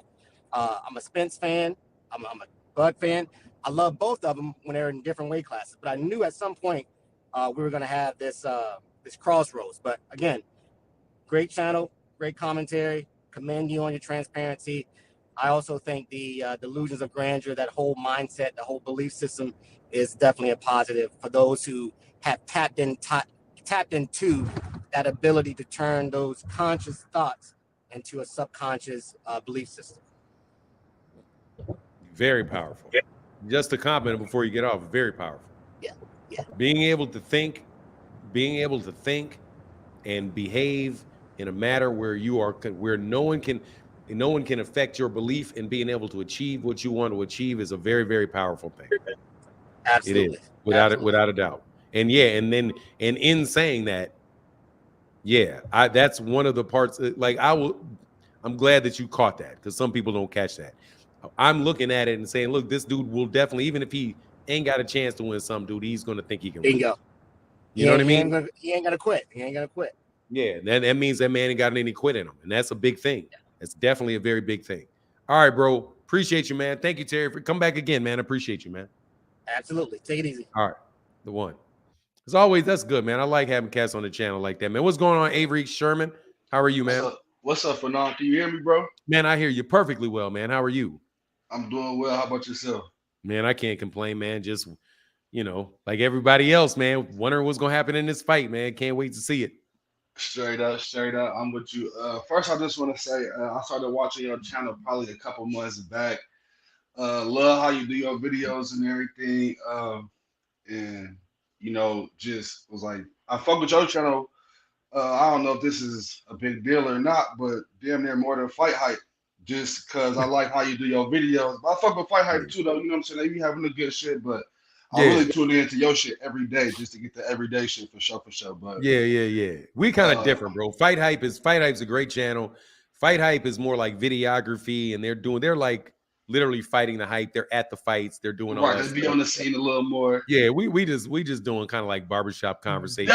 Definitely different stuff. But like I said, I tap into you every day though. Thank you, man. I appreciate that, man. And so inspiration too though, because on the just on the entrepreneur side and on the doing the videos side, you know what I'm saying? I've seen that, and it's kind of hard for me to like find new people to watch and shit. It's kind of weird, you know what I'm saying? But I came across your channel, and this is something I've been tapping back into. So I just want to give your props, your credit, and your flowers and shout outs for that.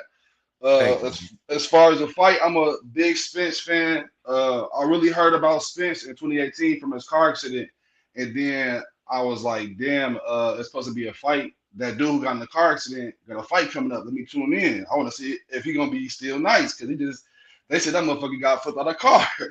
So I tapped in to see, and I was like, damn, dude, still nice as hell. You know what I'm saying? So pretty much been a Spence fan since that, and early, right around that time, shortly after that fight, they was putting him against Bud and everything. And I really didn't know that much about Bud either.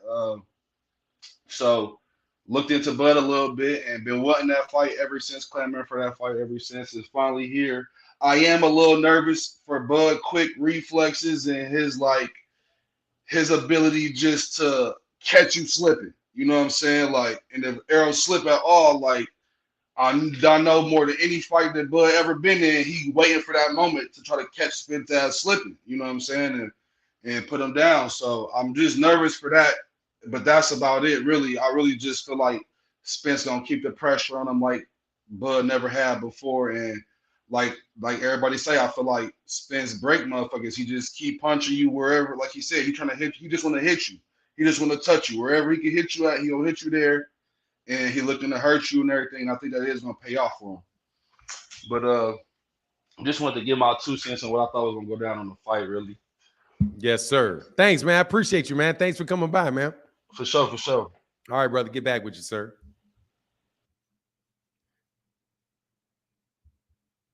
Lonzo in the building. What's going on, man? I see you. Hold on. Let me get these 2 things real quick, Lonzo.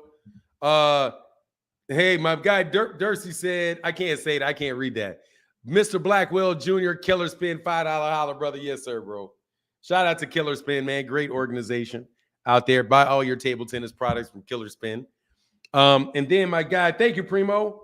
Primo said in the Cash App, hey, man, just $5 holler. Thank you, brother, for the support in the Cash App, man. Thank you for keeping the channel going. Thank you for sponsoring the channel, man. No joke. What's going on, Wonder Boy? Wonder Boy 1.5. What's happening? What's going on, Lonzo?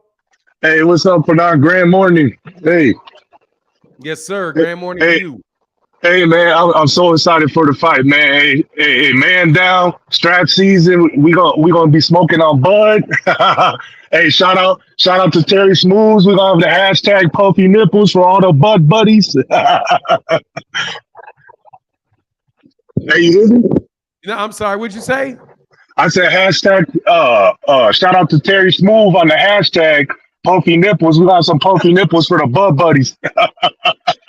Yeah, hashtag Puffy Nipples, bro.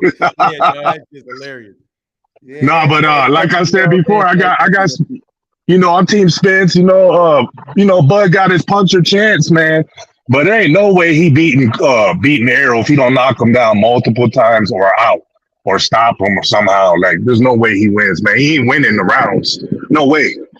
He'll have to fight out of character to try to do that, and it ain't gonna work. You're supposed to train as you fight. All these fights he previously had, he has never fought that way. He hasn't had to. You know what I'm saying? So he's got a long hill to climb with Errol, man. And I just want to touch bases real quick with Keyshawn Davis and Frank Martin, man. Maybe I need to watch more tape on Frank Martin, but that last performance, I know he had an off night. I could see it on the faces of him and his trainer and Errol. Maybe I need to watch more tape, but what I've been seeing from Keyshawn and versus what I've seen the highlights from Frank in his last fight, I just don't see why there's so many people caping for Frank Martin, man. I just don't see it. Keyshawn is doing things that I'm not even seeing Frank doing. I see Frank get countered by stuff that I know Keyshawn ain't gonna get touched by, Then I know Keyshawn is a way better counter puncher. He's just showing it over and over again. Maybe I need to watch more tape. I don't know. Keyshawn definitely has the power. I think a lot of people too are in Frank's corner because of the street clout. He puts on for the streets, and a lot of people, they're fond of that. And they see Keyshawn, he's like pretty straight and narrow. He's a he's cool with the mainstream and tries to be cool with us, but he caping for the streets and trying to have the clout. None of that. He's just strictly boxing. So I think that's why a lot of people frown upon him. But the truth is gonna come out in the ring.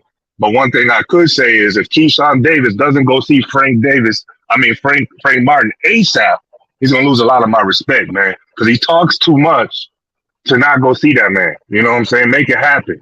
They both on the way up. Let's see these good fights and keep these good fights going. And that's all I had to say for now. Okay, yeah. Let me give you my thoughts on that Frank Martin Keyshawn, man. Keyshawn Davis ain't fought nobody, man. Like, but Keyshawn he ain't fought nobody, but he's definitely got the skill. Just like when we seen Boots coming up, Boots ain't fought nobody. Let me finish. Okay, all right. Let me finish. All right, son. Keyshawn Davis ain't fought. Keyshawn Davis is literally fighting guys whose last win was against a guy at 6-23. Right. Keyshawn Davis, in the phase of his career that he is in the early developmental stage of his career. He is not going to fight anybody of any note for at least another 3 years. Man. I'm telling you, Keyshawn Davis is 3 years away from a championship fight.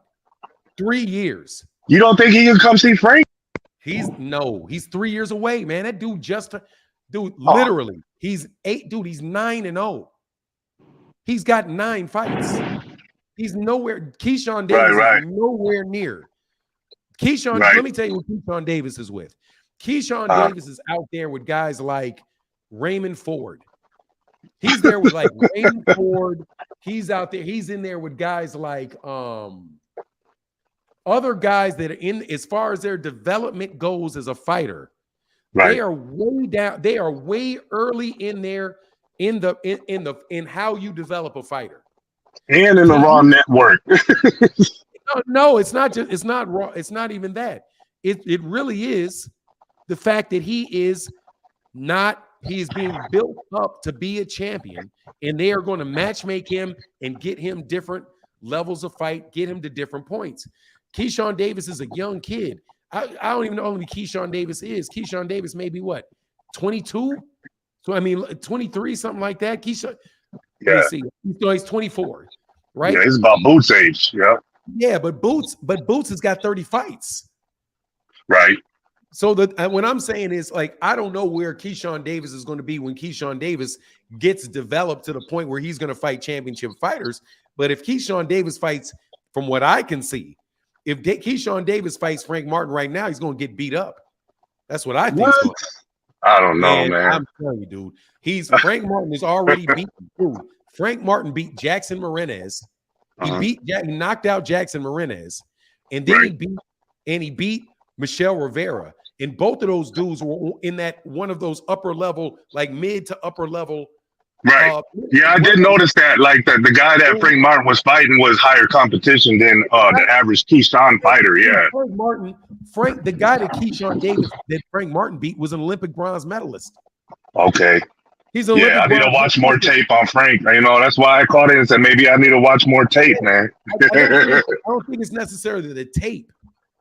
I think it's just that you got to look at where these guys are in their career. Exactly.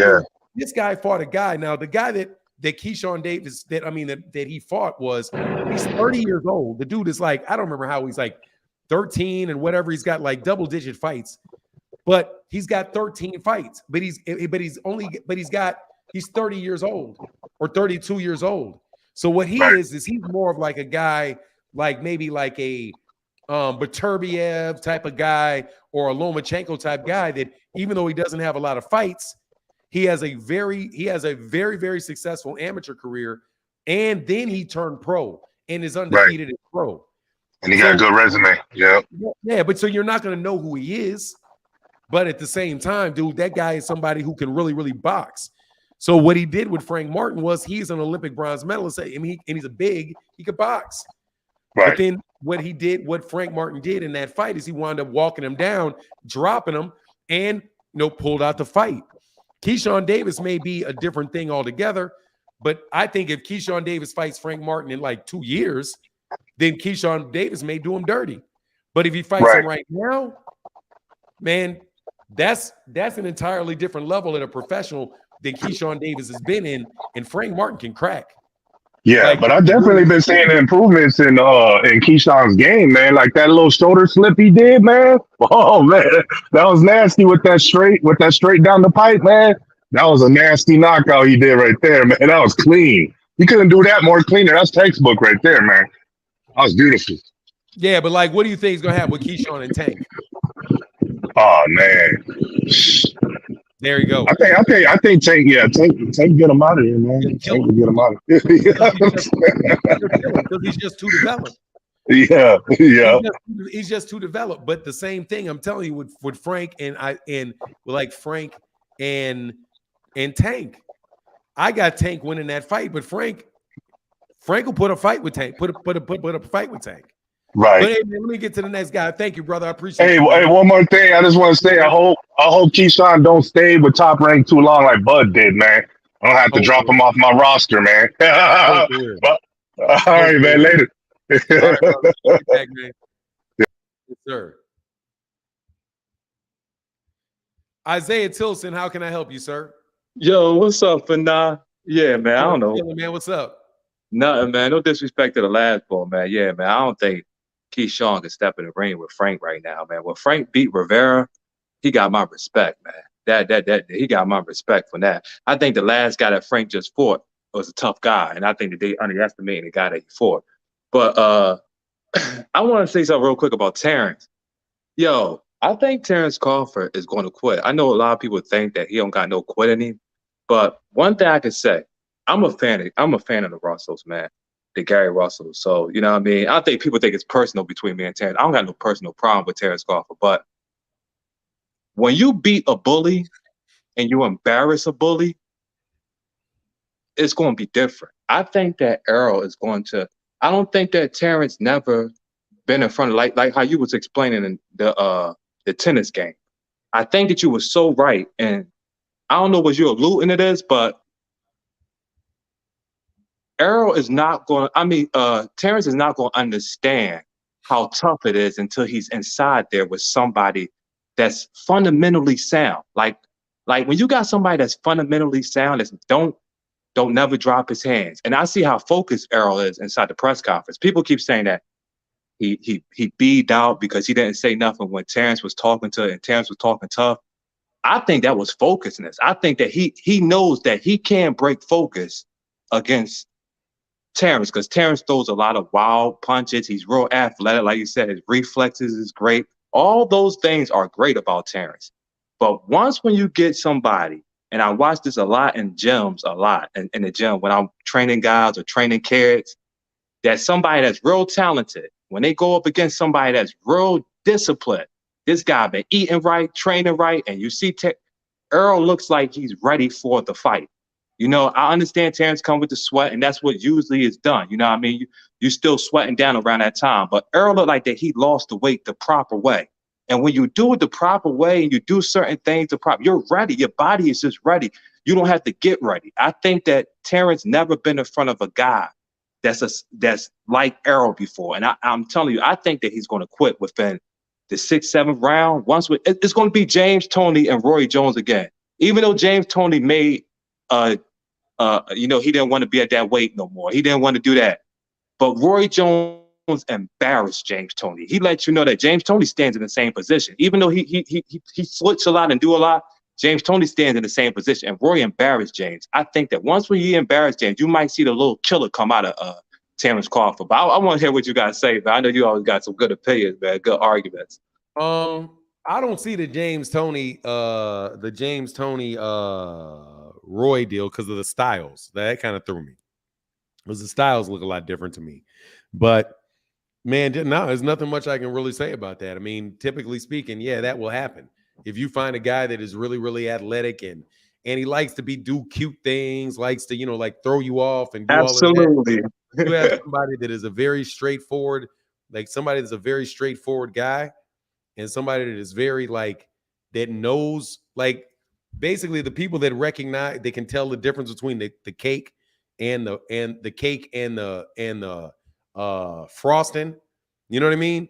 You can wind up having a lot of trouble, bro. Just like I've always said, like a really, really good Mexican fighter, in that who fights, in what they consider to be that Mexican style where they're pressure fighters. Dude, if you are like really, really not really on your game as an athletic slick fighter, dude, those guys are going to beat you. Because those guys are steady pumping a jab at your body, steadily slipping shots, hitting you with body shots, making you have to constantly move, having you constantly, you have to constantly keep putting frosting on the cake. And over time, man, them dudes find ways to start breaking you down, and them big shots start landing later on in the fight. You know what I mean? Where like, and I think you could even see that in the fight with Jaron Ennis and Romy and Villa. Because when Romy and Villa was pushing Jaron Ennis and Jaron was jab to the body, jab, and Romy and Villa was coming forward, dude, Jaron Ennis for a second there in one of those rounds like took a breather. But then what he did was he pushed forward on him and started fighting on the inside like, okay, let me go at this dude for a little while and get this gas out this dude's tank. Let me start hitting him with some really, really big shots. And then he went back to it. So there was periods of time where he sat down and he had to fight. He fought Romy and Villa and started breaking Roman Villa down. And then he let that damage. Then he took a little bit of break, went back to jabbing.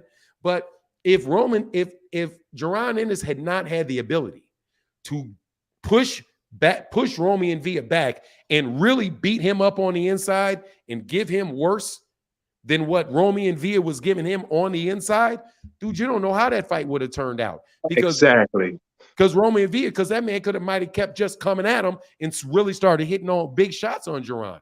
But Jaron he did the speedy. Yeah, he had enough to start sitting that dude down. You know what I mean? So that's my take, man, on it. I got two dudes right behind you, man. So I'm out, man. I just wanted to say that, man. I definitely think. I saw you got a channel. I saw a short. I'm pretty sure I saw a short that you did. Were you doing shorts?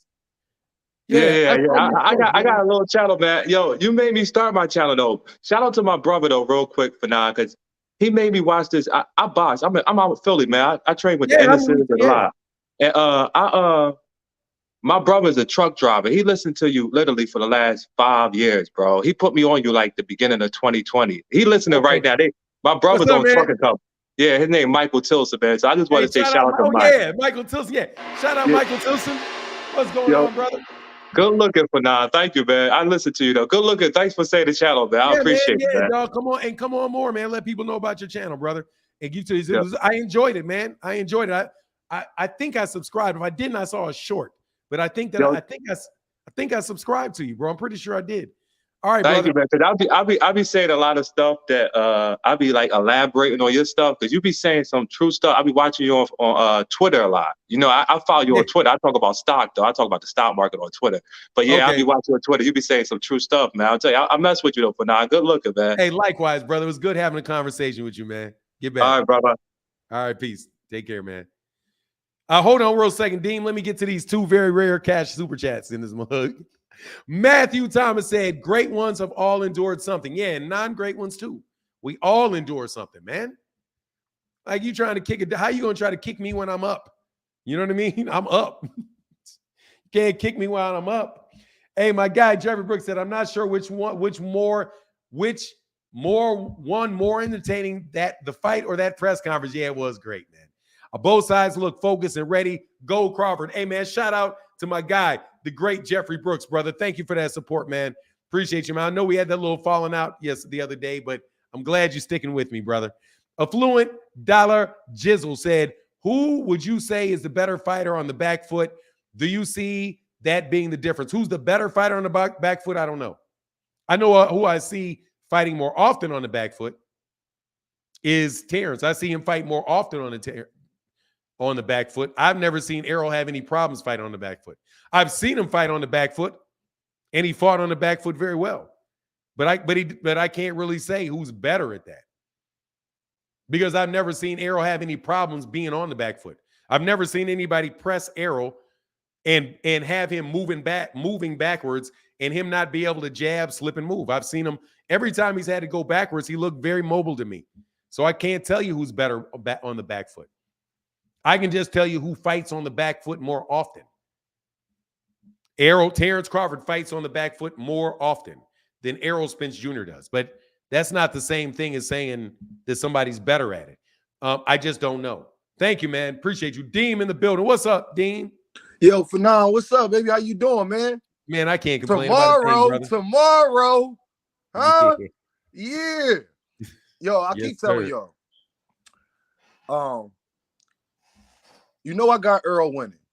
But what I'm not going to do, Fanon, I've been saying a lot lately. We got to be real. If y'all think that Errol about to just walk through Terence Crawford like that, if you are Errol Spence fan, that is not going to happen just like that. And off of Fanon, last point about the back foot, I agree with you completely, Fanon. You took the words out my mouth before I came up here. We don't know who actually fights better on a back foot. Like you said, I know who's going to fight more on a back foot, but I don't know really who does, because neither one of them are back foot type fighters. See, they keep putting this lie out about Bud, Fanon, that he this slick fighter. Bud is not a slick fighter, y'all. Bud is a boxer, a fighter. He fights. Bud is not Shakur Stevenson. Bud don't fight like that. That's not his approach. Bud is not Floyd Mayweather. He don't fight that way. He's a fighter differently than Errol, but in the same word, Fanon, I know they both the aggressors. Sometimes Bud starts slow, and that's his biggest problem that you've noticed, everybody keeps saying Bud starts slow sometimes, but he finishes strong. He's not this Muhammad Ali type guy, so yeah, he's going to get hit a lot. Spence is going to get hit a lot, more than he's ever been hit in any other fight. And not saying that that Terence is going to throw more than Sean Porter, but Terence is more accurate than Sean Porter. He has better punch placement than Sean Porter. So a lot of the things that Errol normally don't get caught with is a chance he can get caught with that against Bud. This is going to be Hagler and Hearns. I keep telling y'all that. There's no other way for this fight to go any other way. The reason why I say that is because we know what Errol's going to do. Period. Errol is the Terminator. We know what he's going to do. He may do slight differences in the ring while fighting Terence Crawford, but we know what he's going to do. He's told you his game plan 5,000 times. If y'all seen I didn't see Crawford. Crawford is, what I don't like for now, what everybody was doing yesterday is, oh, well, Crawford is being emotional and all that. Some guys are emotional. That don't mean that they punks. No. I know guys who will curse you out down a block and still whoop your ass. Sorry for not saying. Still whoop your behind. They the loudest one in the room and backs it up. Crawford just one of those type guys. He don't let nothing slide. I know people like that. That don't mean just run up on them and think that it's about to be a game. That part's not true neither. This is going to be a war, Fanon. And it's going to be about who makes the reason why I got Errol when I say it's going to be a war. It's only one reason why I got Errol. Errol has better defense. And if you notice, Fanon, in most fights where guys are equal as far as aggression, they damn near equal as far as power. The person that always wins is the better defensive fighter. That's what I'm going to lay my hat on. Errol is going to hit Crawford more than Crawford is going to hit Errol. Errol is going to land more power shots than Crawford is going to land power shots. And like you said, for now, you got to go on decision. That's what will have me have Crawford winning by decision. Errol winning by decision. But if y'all think that Spence about to just go in there and just destroy this man, that's not going to happen, y'all. Terence Crawford is a world-class fighter, y'all. He didn't just do that to Sean Porter. Now, whether Sean Porter was a step above, step behind, all that, I don't care. Sean Porter was still a great fighter at that time. And Bud, you seen what he did with him. So it's not if Errol get hit, he gonna eat that. We don't know that. That's not true. Stop just saying. People just keep saying that. That's not true. You don't know that. Because Bud is very good at finishing. Where other fighters, for now, when they catch a guy with a strong left hook or a strong right hook, and then they'll follow it up with a punch, but they miss the punch a lot of times, and they'll miss the third punch. Crawford does a great job at connecting cleanly when he gives you power shots.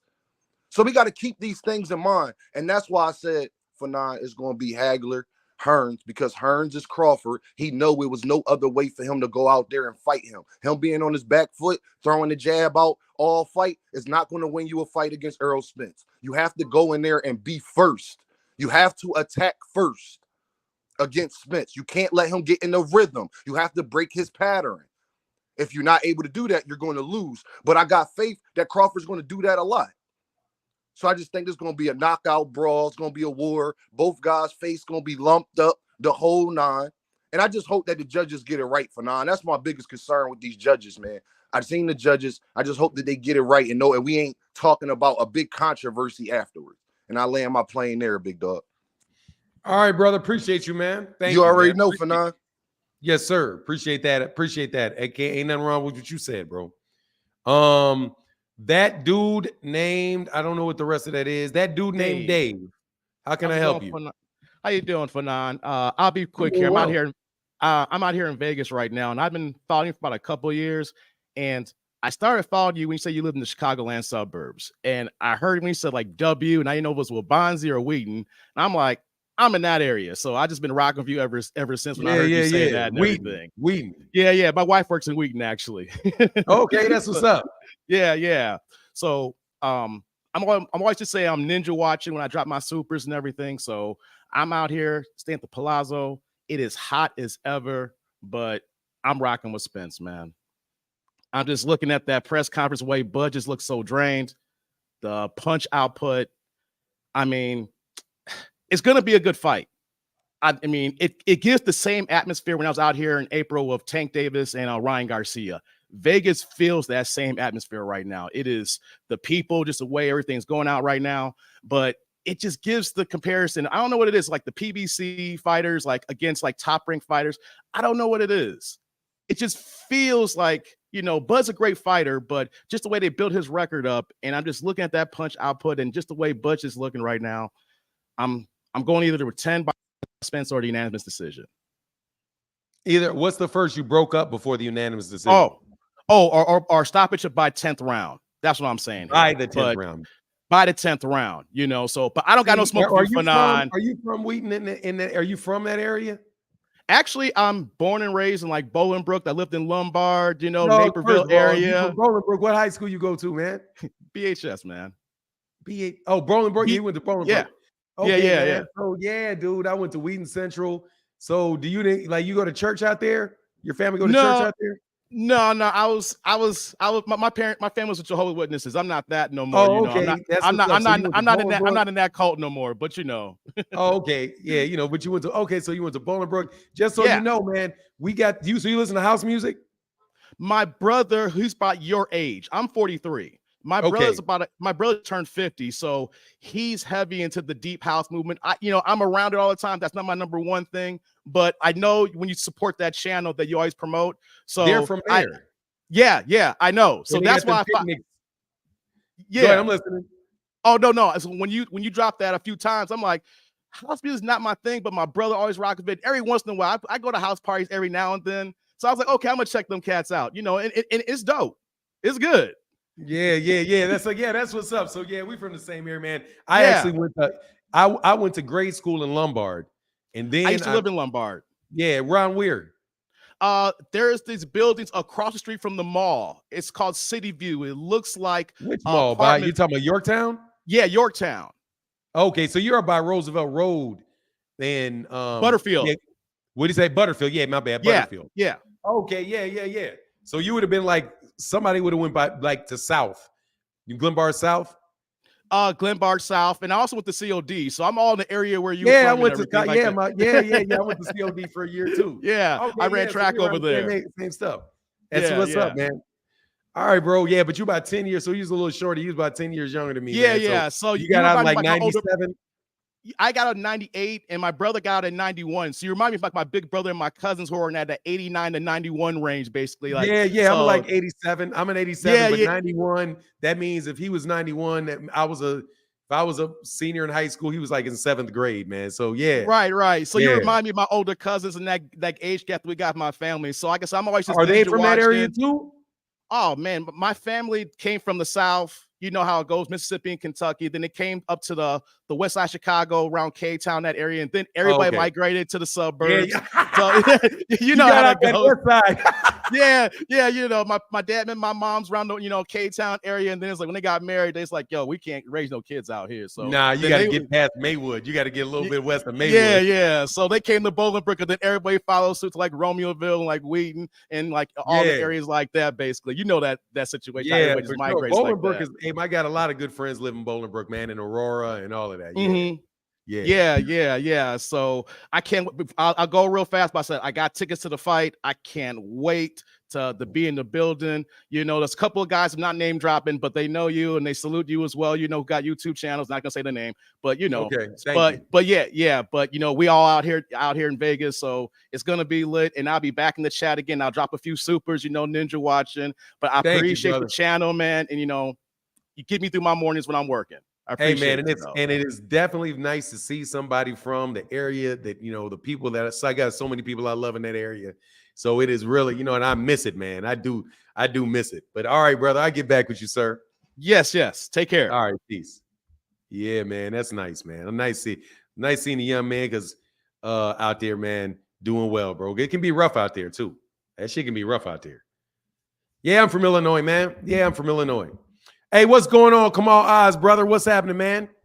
Fanon the Don. Fanon, El Capo, my guy, my dude, Fanon. My day always starts good when I'm listening to Fanon, man. This is the mental Viagra, the Starbucks coffee you need in the morning. You guys get those bleeping likes up. We should be at no less than 800 likes right now. You don't get this kind of boxing talk, a unique insight in life anywhere else, and it doesn't cost you to press that like button. I know the haters are out there. I know the extreme bud buddies without their chapstick and lotion looking all ashy are hating and not going to hit the like button. But for everybody else, the corporate media wannabes that are hating, if you're not one of those, smash that like button. Man, I got to say, Derek James was on point.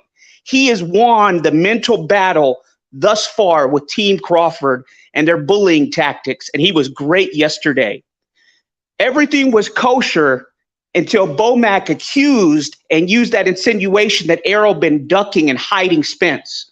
Again, and this goes to the theme that I've been telling you, and for now, you got to give me credit because for over a year, I was the one who came in here and told you the delay in the contract negotiations is exclusively with Crawford and his camp being delusional and thinking that they are the A side, and people weren't listening to his interviews when he was talking about how he was going to negotiate with Errol Spence and how he said that he was the A side. He demanded 50-50 or 60-40 in his favor.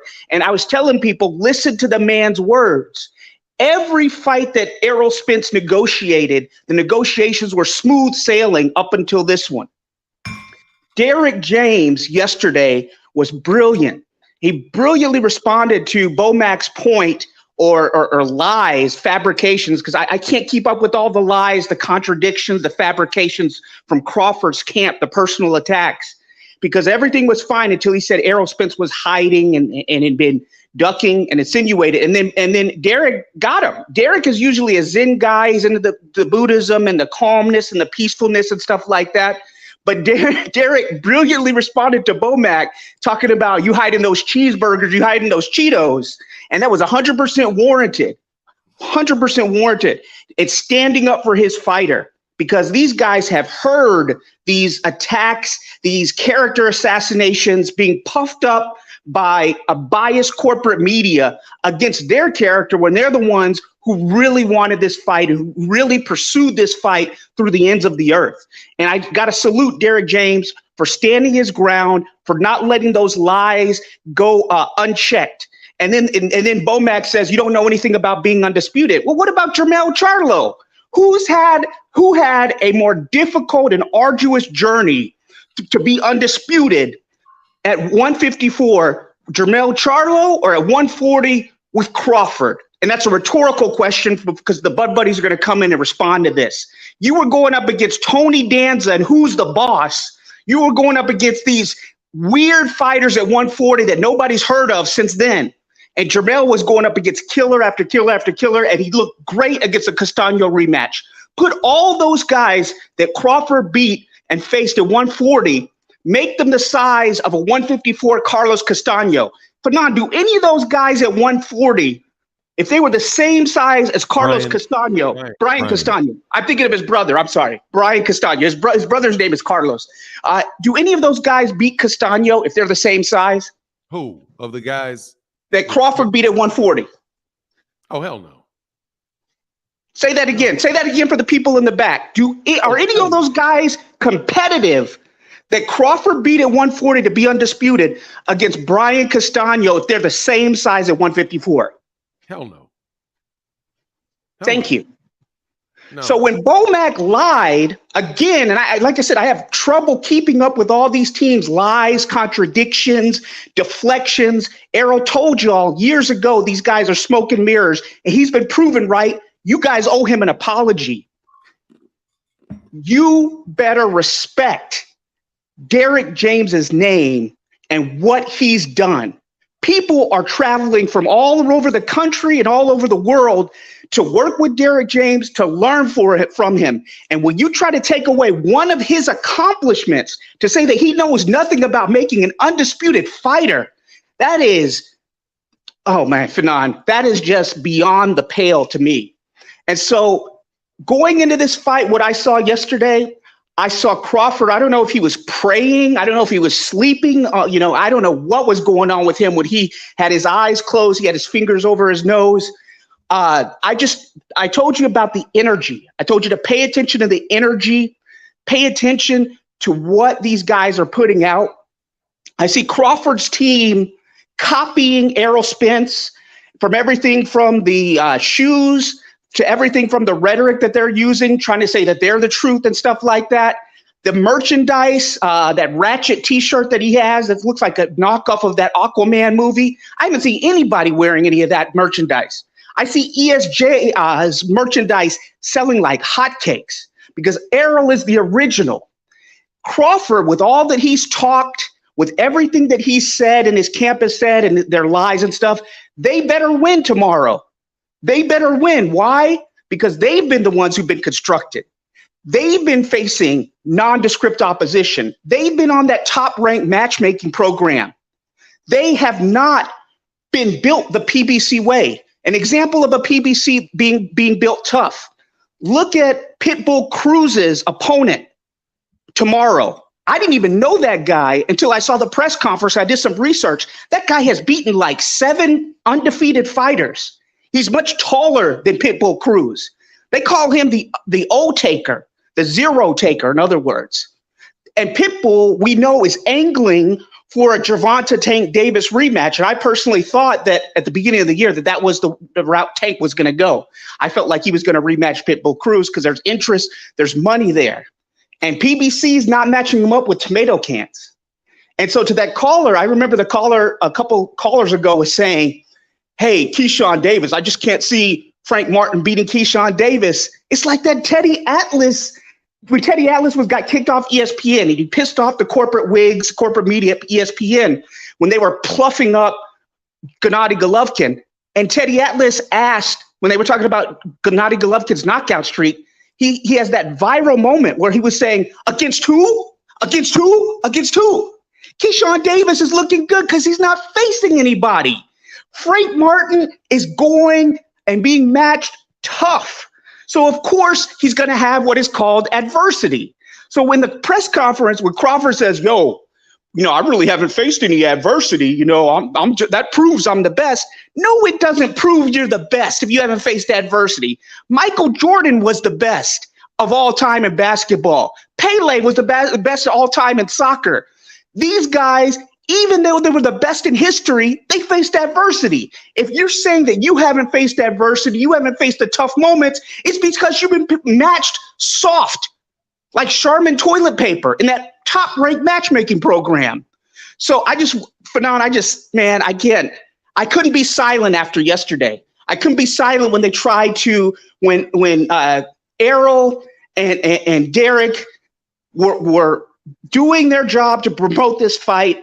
Bomac lit something off, and then people are giving Crawford credit for saying he was being the peacemaker. Then he goes to personally insult Errol Spence. Everything about this Crawford guy, he's copying Errol, and he's contradictory. That team is lying, full of so many lies and slander with what they're trying to do. And I'm not going to go for it. And I was the only one for over a year since you've known me. I was the one from the very beginning who told you the reason this fight hasn't been announced is because these guys that they're negotiating with are clowns. Ugas retired Pacquiao. Immediately after he retired Pacquiao, they pretty much announced the Spence fight. So, Fanon, it's almost over. Errol has been trained, trusted, built. I love what he said about Derek being a teacher. Crawford, you better hope he wins because he's been talking all that noise. He's been the one that's been built by corporate media. He's been the one that's been facing the likes of Peebo Bryson out there and fluffing up his record with that top-ranked matchmaking program. And with that, I'm out. Deuces. All right, man. Get back with you, brother. What's going on? Hey, real quick, man. We got a lot of callers on today, man. So hold on one second. Matthew Thomas said, caller, come to the 8 Cigar Lounge and chill. Yes, sir, Matthew Thomas. Got you, brother. Thank you for that support, bro. Also, Los says, Big Los in the building said, tomorrow's the day, man down. Yeah, it is. Man, I hate that we don't get to see the real weigh-in, bro. What a disappointment, bro. And my guy, Holiday in the building with the $5 holler, brother. Thank you, man. Thank you for that support, bro. That means a ton, man. That means a ton. Thank you for that support, brother. Thank you for that support. Thomas Hill, what's going on with you, sir? Nah, how you doing? Man, I can't complain about a thing, man. I know you can't. You wouldn't be doing no service to yourself if you did. You know what Yes, I'm saying? sir. On top of that, you got famous people recognizing who you are, man. You can't complain when you got the stars on you. What? But anyway, I said you got what famous people recognize me? Man, you got Bud Crawford knowing who you is. Like I said, what famous people you got knowing me? Hey, speaking of which, I mean, I like that press conference. I thought that it was filled with a lot of intrigue in there. I saw some kinks in the armor, maybe mentally, that is, from Crawford. Crawford was letting too much get to him, but Crawford is a great fighter, without a question, a great fighter. Yeah, no doubt. So is Spence. It's gonna be intrigue. It's gonna be drama. And like you said, I think like more so than anything, we don't know who fights well on the back foot because you don't really see them fighting on the back foot that often. But that's what makes this fight so great. And on top of that, what's on the line. So I can't wait. It's only a few more hours. I mean, like 20 something more hours, and then with that, and that's good news. Like I can't wait. I wanted to say also. To the caller that you would talk from East Wheaton, that was Matthew Thomas referring to him. He's gonna be out there in Vegas too, and he's at the 8 Cigar Lounge. Yeah, I got that. Yeah, I did get that. So I was making sure because if he want to go out there and have a good time, Matthew Thomas is the big timer to go hang around and have a great time. Also, to me, Deem is my guy too. I think that if Hearns would have boxed that match a lot differently, that fight would have went a lot differently as well too. But it was a great fight nonetheless. I thought that Hearns should have used his superior size, his rate, and his range and his speed to create better distance. I thought that likewise juxtapose that. I thought that something must have been wrong with Cool Boy, but I don't think he was really ready for what Inoue was bringing to him, but he should have adjusted by going closer to Inoue to neutralize his speed and his power and everything that he was dealing with in that fight. But I just can't wait for this fight. I just wanted to come on and say, I'm on my way to my uncle's funeral. We're about to go bury him today. So it's kind of like melancholy and bittersweet. But tomorrow, I'm going to enjoy this fight. And I can't wait because, you know, I'm a fan of boxing. I like Roy. I mean, I'm Errol, and I like and I like Bud. So I just want to see a great fight. And I want to see the best of both into that ring so we can get the best fight possible. That's all I can say. And just once again, shout out to you and a great job you doing the platform you provide for people who want to talk boxing. So blessings to everybody out there. I've been away because I've been getting ready for this, and I haven't been by my keyboard and I haven't been responding since earlier this morning.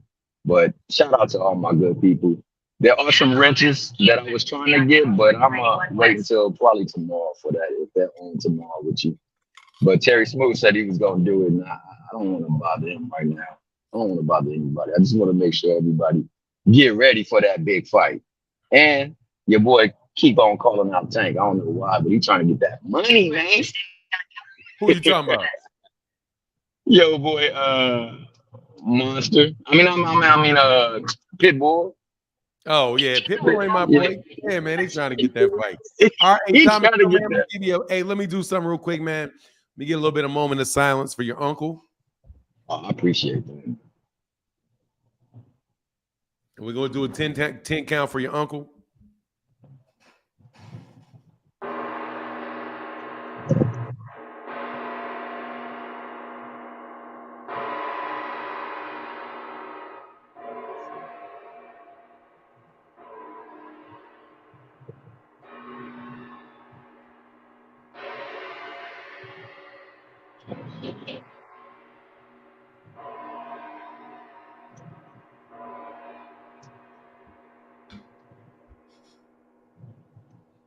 Rest in peace and condolences to your family, Thomas.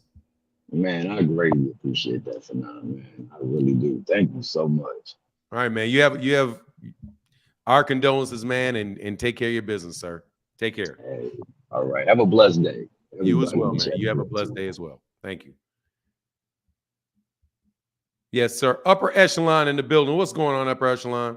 First, I want to say peace and blessings and shalom, Thomas Hill. Most respect for that, and peace and blessings to everybody in the chat and to you for now. Hope Thank you. everybody's well and hope everybody's kept well. Now that I said that, we here now. We here now. Ain't no more hiding. Ain't no more hiding. We here. Work time. Work time. Salute, CJ. Work time. Yeah, it's work time. But the wrong team saying that, people. Man, I'm going to tell you like this. I'm glad we here. I wish we could see the real way in because I want to see what was up under the hood. You feel what I'm saying? Shalom, Brother Judah. I want to see what was up under that hood right there. But, for as much money that's going to be on this fight, we should be getting to see what it is. Yeah, we here now, Sonny D. Ain't no more hiding. Ain't no more hiding. I'm going to tell you like this. Terrell W. Salute. I'm going to tell y'all like this. Was it me or was Bud looking like the guy in school when you told him it's smoke at 3 o'clock when that bell ring out there in front of them buses? Opinionated salute. I say, man, he say we fighting at 3 o'clock when that bell ring. You feel me? We fighting when that bell rings. And now now he's sitting there watching the clock, and the time's going by too fast. It's going by too fast. That man Bud was watching the clock. He closing his eyes, bobbing the music that ain't playing. That man right there knows it's time to be a man down. It's strap season. Bud knows that the era of Bud is gone that quick. His era came and gone in an 8-week cycle because this is all the publicity that he's getting right here. This is the most publicity he had, and he won't get this type of publicity no more. He's getting put in the dirt. They asked Errol Spence yesterday, what are you going to do? Errol said, I'm putting him in the dirt. You see, Bud, his energy wasn't the same. Bud was sitting there. He didn't even get hyped with him, talking about taking his belt off. He really didn't even want to talk crap to Errol. Y'all notice that? His energy's real off. His energy different. He know he's not trying to aggravate this wild bull no more. It's like when you see a kid, they be picking at a pit bull behind a fence every day. Just picking at the pit bull every day. Now he walked through the fence, and the fence is open this day. And that pit bull sitting there looking at him like, yeah. But I ain't trying to pick at you today. Yeah, you ain't got to pick at me today. But what about the other days? What about 5 years of talking crazy, the ridicule, the lies, the deceit, the character assassination? Then you disrespected the man that made me and my family all this money. And then you steady put me through this and that. You made me miss a year of boxing. You had me sitting down at this weight that I don't want to be at. Like trying to age me out, trying to do all types of tricks to get the upper hand. And then not only that, you want the same money I make. We both been out there on this job. I worked the whole day. You've been sitting under the shade drinking lemonade, and we getting paid the same amount. So yes, I have a slight grievance with that. And now I'm about to take that grievance out. And Terence Crawford looks at the clock, and this is 2:45. He see that 3 o'clock coming around real fast. And he closing his eyes trying to slow time. But guess what? Time flies when you're having fun or when you're on the run. That's what I can tell you. And guess what? He not going to be on the run in that ring because he done got too old, fell in love with that power. He not going to be able to move around because he ain't been doing this since Victor Post style. He knows his only thing is to go out there. He's going to have to try to make it a firefight. And honestly, like I've been saying for the last week, I don't really think that Bud is on par to make weight, and he's not going to make weight. That's why we ain't got a public weight in. The man's been cutting weight all week. It's been real detrimental to him. I've been telling people that this whole week. That's why we're not getting a public weigh in, because they're not trying to let nothing mar Errol Spence's opportunity. Errol Spence is still giving. Even if Bud ain't making weight, Errol like, the hell with that. What? You say he won 49? Let him make it. He good. He good. Errol don't care. He's not letting nothing stop his moment, stop his shine, stop his big day in Vegas, because in about 36 hours, there's going to be a man down. And no, not 36 hours. I'm wrong. Pardon me for not. I don't want, this is a great channel. I don't want to do nothing wrong on here. I want everything to be factual and correct. In about, let's see, carry the T, the I. In about 34 hours, it's gonna be another man down. And I'm telling you, Bud ain't gonna make it past 6 or 7 rounds, because this is gonna be a firefight. They know they can't go 12 rounds with Errol.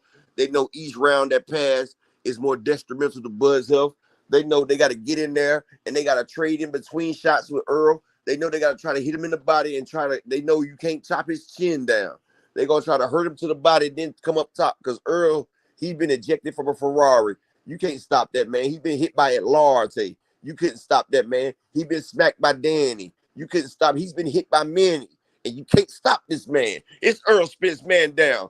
In less than 24 hours, we about to see it, y'all. Peace and blessings to everybody. Y'all smack that like button. We was up at 900. We should have 1,000 likes in this building. And I'm out. Yes, sir. Thank you, brother. Appreciate you, man. Hold on one second.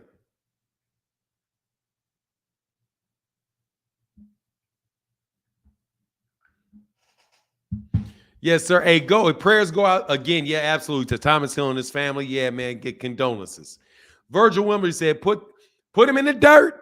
Man down in 10 by KO. Blessings, Thomas Hill and his family.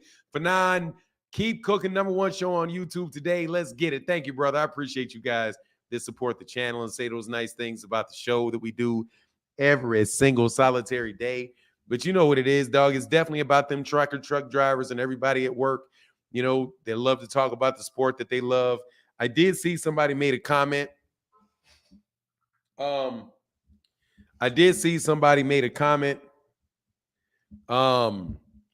the about, can you be still kicking with Fanon and be a Terence Crawford fan? Absolutely. There ain't nothing wrong with rooting for Terence Crawford. Nothing. Ain't nothing wrong with rooting for Errol Spence Jr. We just two-side, bro. It's a great fight. You got to have every single solitary fight. There's somebody that wants your guy to lose. Every single solitary fight, dude. This ain't no different than what a lot of y'all were talking about with your Danny Zugas and what your Danny Zugas was going to do to Errol Spence.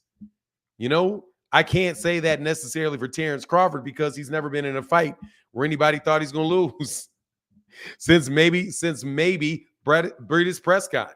That's about it, bro. You know what I mean? That's about it. Hey, Dank Lucane said, you saw Frank Martin run down on Keyshawn? Yeah, man. Because Keyshawn out there talking like an idiot. And I mean it, bro. You're not even, dude, you got 9 fights, man. Oh, man, tell your promoter, man, dude, Bob Arum ain't making no fight with you, bro. You're not even in championship contention yet. Man, he's not even in, dude, I like Keyshawn Davis. But he's not in championship competition. Dude, he's doing that crap Devin Haney did. He's doing that Devin Haney obnoxiousness. Bro, we're like, now everybody, you just talking, man. You're nowhere near, these guys are not in a position of trying to fight you. You do not have a belt. You're not a top-ranked lightweight. You're a prospect. Frank Martin is a contender. You are a prospect. So what are you talking about, man? You're a prospect. You're going to have another prospect fight. You had your first prospect, your first step-up fight in your last fight. You know what I mean? Lonzo Turner said, I believe Bud trained out of character. I saw him bulk up. Now he's wearing a hat, wearing a fat camp. I don't know, man.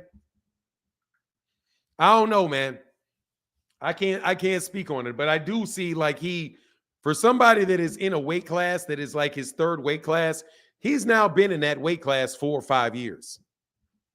And he very well could be having a hard time getting down to 147. It looks like he's having a hard time getting to 147.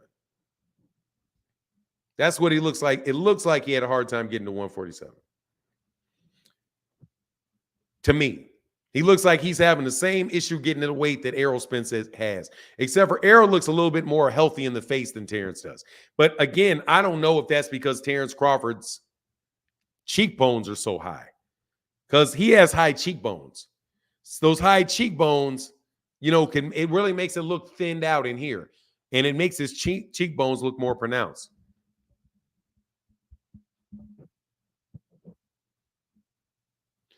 Frank is too, man, please. Frank is a contender. Frank Martin is a contender, man. Please. There's a big difference between right now Keyshawn Davis and Frank Martin, bro. And if Keyshawn Davis fights Frank Martin, give me Frank Martin. Absolutely, positively give me Frank Martin over him. At this moment, give me Frank Martin. Dude, yeah, Frank Martin, please. Let him go beat Michelle Rivera and Jackson Ramirez. That dude is fighting blatant mismatches at this point in time in his career. So I'm not trying to hear that. Give these people, that man is a contender and highly ranked in all the divisions. Man, give Frank Martin his credit, man. Thank you, Lonzo Turner. And CJ from VA says, salute for 9, almost that time. I can't even sleep the last few days, honestly. Man, really, I'm sleeping like a rock. Much respect to the homie Thomas. Condolences to you and your brother family. Yes, sir. Yes, sir. Man, Keyshawn Davis just talking, bro. You know what he's got? Dude, that dude got Andy Cruz problems. Go worry about Andy Cruz.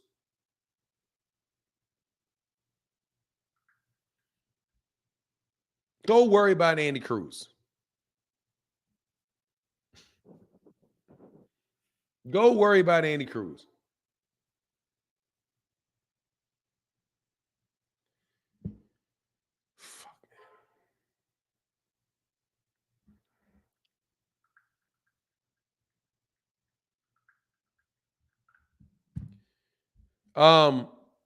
What's going on? Lavelle Hill in the building. What's up, man?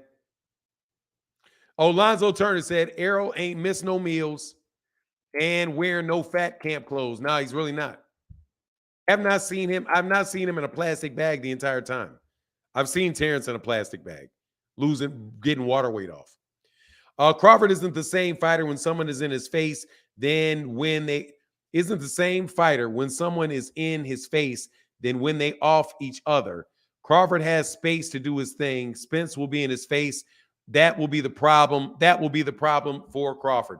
Very well could be. If he stays on top of him, it's going to be a nightmare for him. If Errol can stay on top of him, it's going to be a nightmare for him. Because you're not going to be able to hold Errol. I don't believe you're going to be able to hold and tie up Errol.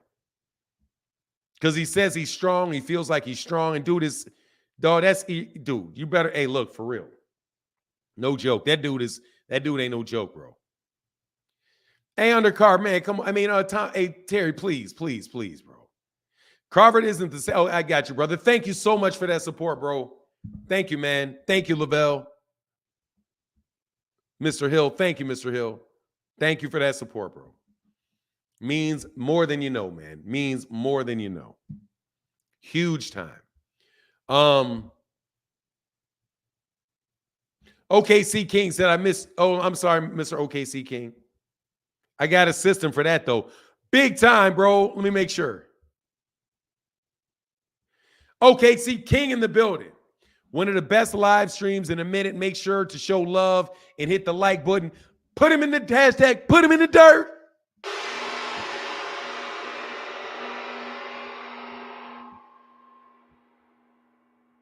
Hashtag. Put him in the dirt.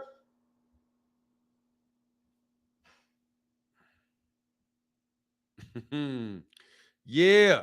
Thank you, OKC King. Thank you, brother. Yeah, hit that like button, man. Put him in the dirt. Salute for Nan. What's going on? Hey, Philip P. Walden said, hey, salute for Nan with constant content on boxing. Spence by 11th round KO. Look, man, can I ask you something, man? Does Terence Crawford just look meaner than Errol Spence? I need to ask an honest question. Does he look more intimidating than Errol Spence? When you look at him? I need for people to answer that. Just answer that for me. Does he look more intimidating when you look at him? Because when I look at him, I think Terence Crawford looks more intimidating than Errol does. I just need, seriously, is there anybody else that just looks at one guy and looks at the other guy and is like, that guy just looks more intimidating than him? You know what I mean? Kind of like Mike Tyson looks more intimidating than Muhammad Ali. Mike Tyson looks more intimidating than Muhammad Ali. Auntie Black Cherry said yes, because he's always frowning. I just want to know if anybody got that, girl, because it just, to me, he said, Fanon, I like your boxing knowledge. What is your background in the business? Bro, if you like my boxing knowledge, then I'm a boxing fan, bro. That's what I've been. That's what I've been my entire life, a boxing fan, bro. I'm a boxing fan. He said, intimidating? No, but he sure is cranky, though. Body language don't buy. Bud is somebody that's just more physically. I think he looks more intimidating for whatever reason that it is. But that, again, to me, that shit don't matter. Because, dog, I definitely know cats more physically intimidating than me. Look more physically intimidating. I watched them. Oh, man, it was easy. Like, come on, man. It ain't, you know what I mean? I'm going to go with a yes. I think that has something to do with why a lot of people ride with him. I think because he, like how he tried to intimidate Derek James. Yeah, I saw the Air Force Ones, man. I saw the Air Force Ones. Also that they look close to the same height. I don't know how much it is hair and all of that. CJ, your device is not connected, brother. So I can't let you on with that direction. With that particular deal. I can't let that happen. But here, I'll put another link in. He looks very uncut, vagrant. They both do. Neither one of them dudes got their hair cut, bro. Dark skin equals bigger dog. Do you think that's what that is?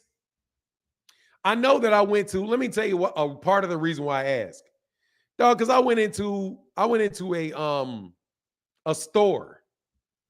I went into a store yesterday, and there's a bunch of white dudes standing in front of the door.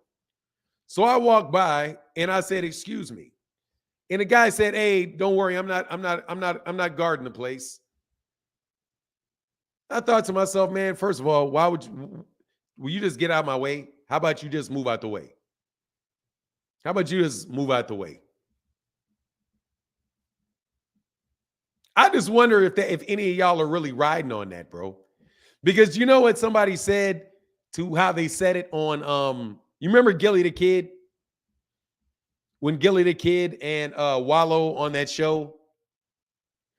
I have not heard anything about the weigh-in this morning, and it would have been in my threads.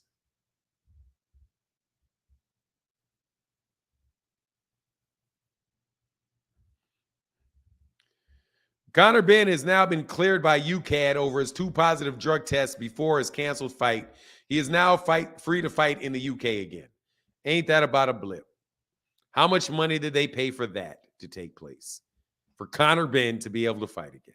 No, bro.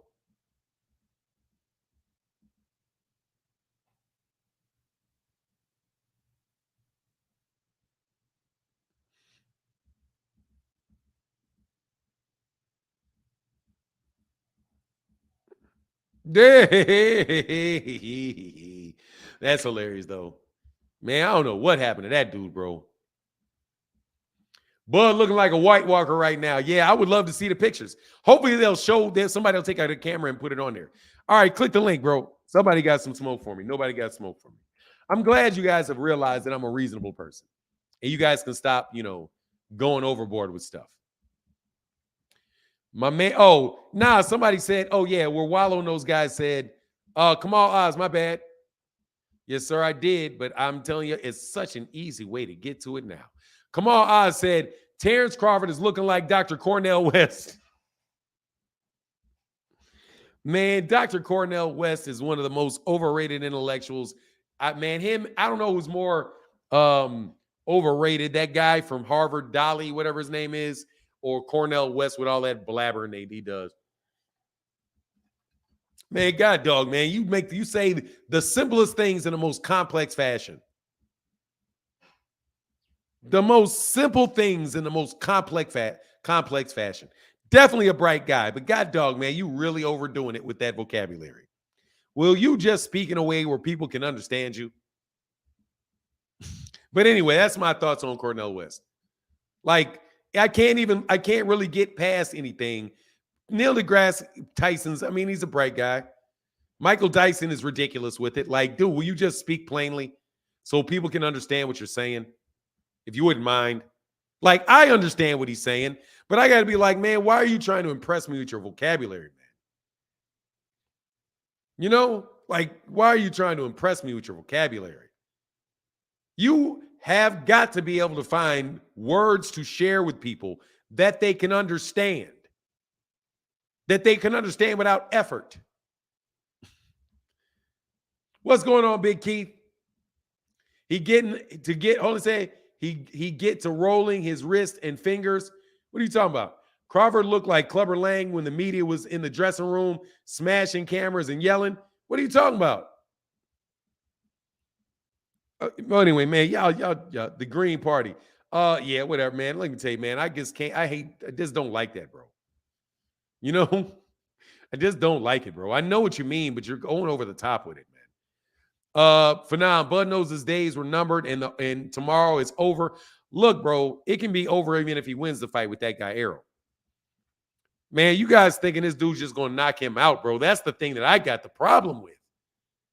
Like, I don't have a problem with y'all saying that from me, it's just where do you see that? Errol, Eminem is supposed to walk Bud out tomorrow. Eminem. Oh, he's from Detroit. Nate. Eminem. Why would Eminem? Terry Schmoo said, troll free for Brock, undercard, John Boy, and Lonzo. Thank you, brother. Appreciate you, man. Gad dog, you trolling heavy for the last couple of days, Terry Schmoot. Thank you, brother. I appreciate that support, man. Thank you, man. Keith Pierre in the building. What's up? Said hashtag busted gloves. Hashtag busted gloves. Why would Eminem go walk that man out? Dog, I don't even know that Eminem commented on his Instagram, his Instagram video. That's why he thinks he's going to walk him out. We'll see. Who cares? Like on the real, who cares? What's going on, Soda Black? Yo, peace, OG. Can you hear me? Yeah, I can. How them planes landing for you?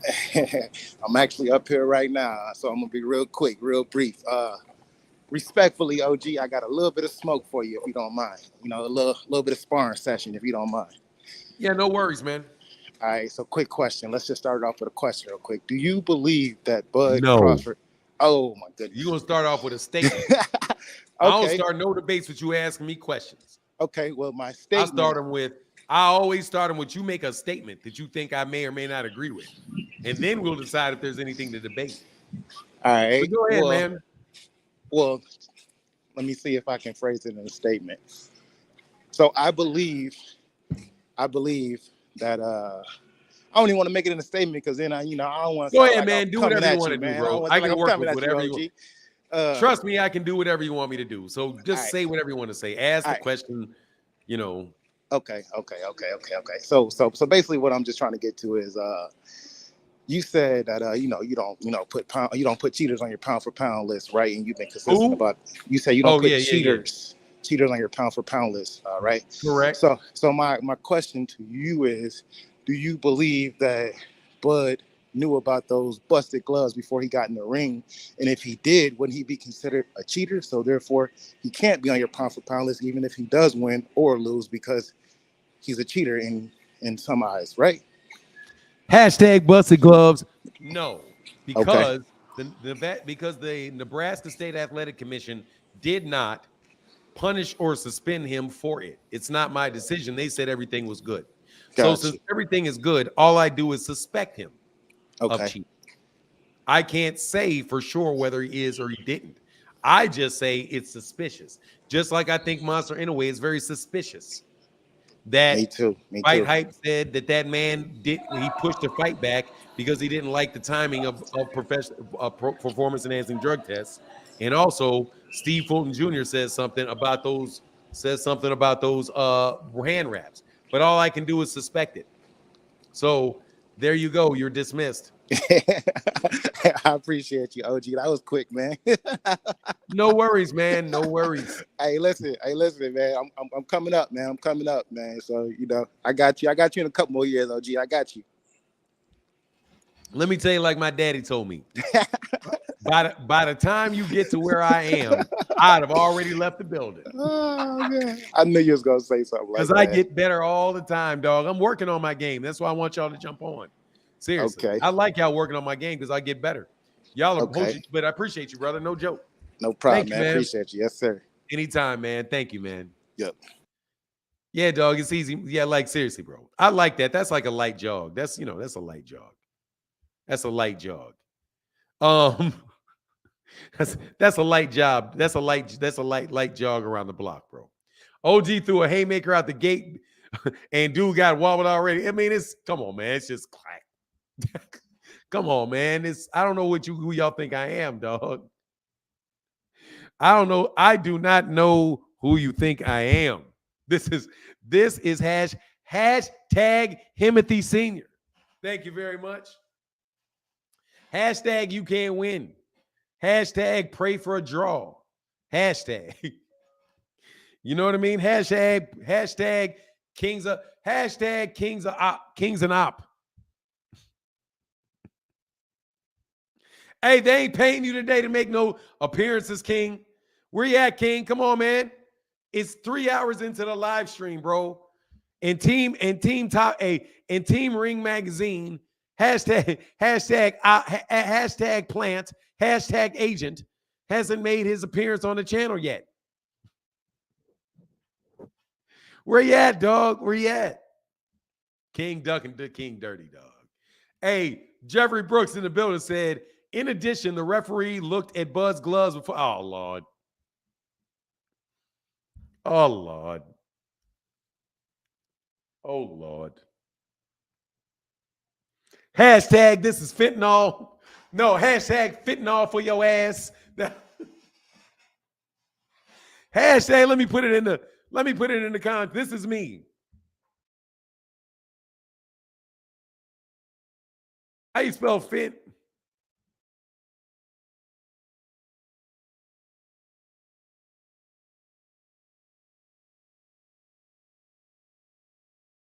Hold on, I gotta see how you spell this. Hold on.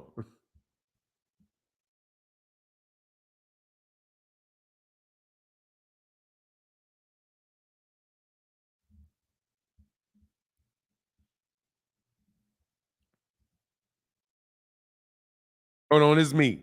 This is my nickname.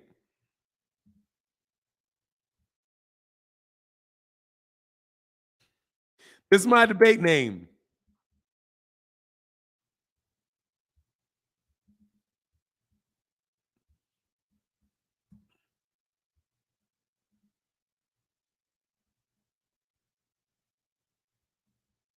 I am a horrible speller.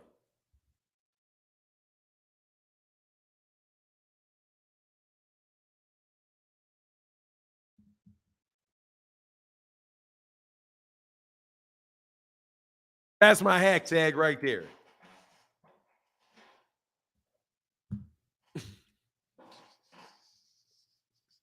That's me. Hashtag fentanyl for your ass. That's me right there. All right. You want to come get that? If that's hashtag fentanyl for you, bro.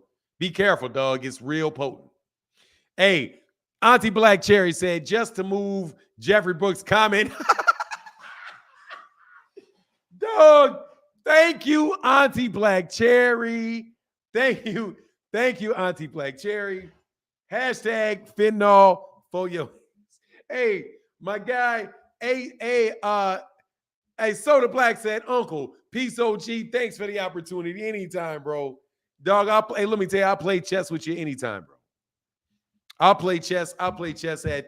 Hey, I got you, Soda. I got you, Soda Black. Thank you, brother. I got you. But I gotta read hashtag. Hey, Keith Pierre said hashtag busted gloves. You know the deal. But I do gotta read. Ref Jeffrey said, in addition, the referee looked at Bud's glove before the fight and even started and found no busted gloves. Man, please, them gloves is hashtag busted gloves. Hashtag Jeffrey Brooks is food. All of that, bro. But I appreciate your attitude, dog. I can't lie. Jeffrey Brooks. All that, I'm going to rub it in your face before the fight even happens stuff. Like, man, come on, man.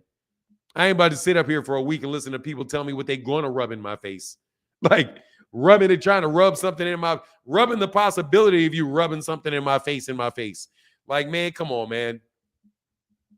Can we bring back, nah, man, Starborn 07 got to kick rocks, bro. Sad Starborn 07 was out there trolling me on Twitter, bro. That's crossing the line, bro. I can't deal with that. What's going on to my guy Jay Lex in the building? He said speed kills and Crawford faster, round 9, fish fried down. Hey man, no worries. And that's why I say, Jay Lex, I appreciate you, brother, for your support. That's how you see it, we'll see. That's how you see it, we'll see. Ain't nothing wrong. Ain't nothing wrong with you thinking your guy gonna win a fight. Ain't nothing wrong. Terence Crawford has the ability to win a boxing match. He ain't no slouch. Okay? He ain't no slouch. This ain't no all or nothing type of scenario, bro. It depends on what cats are going to do in that ring that day. You know what I mean? Still, as of right now, I can't believe this clown tested positive 2 times and they let him back fight.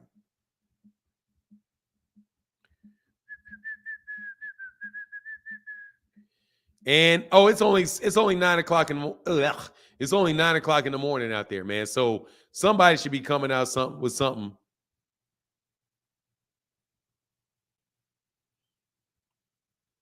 Think Steve Fulton was this?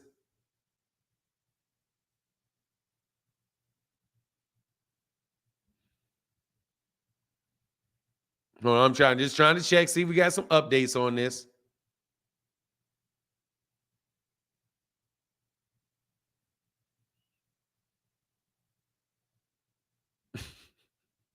I can't. That's funny, bro. What's this?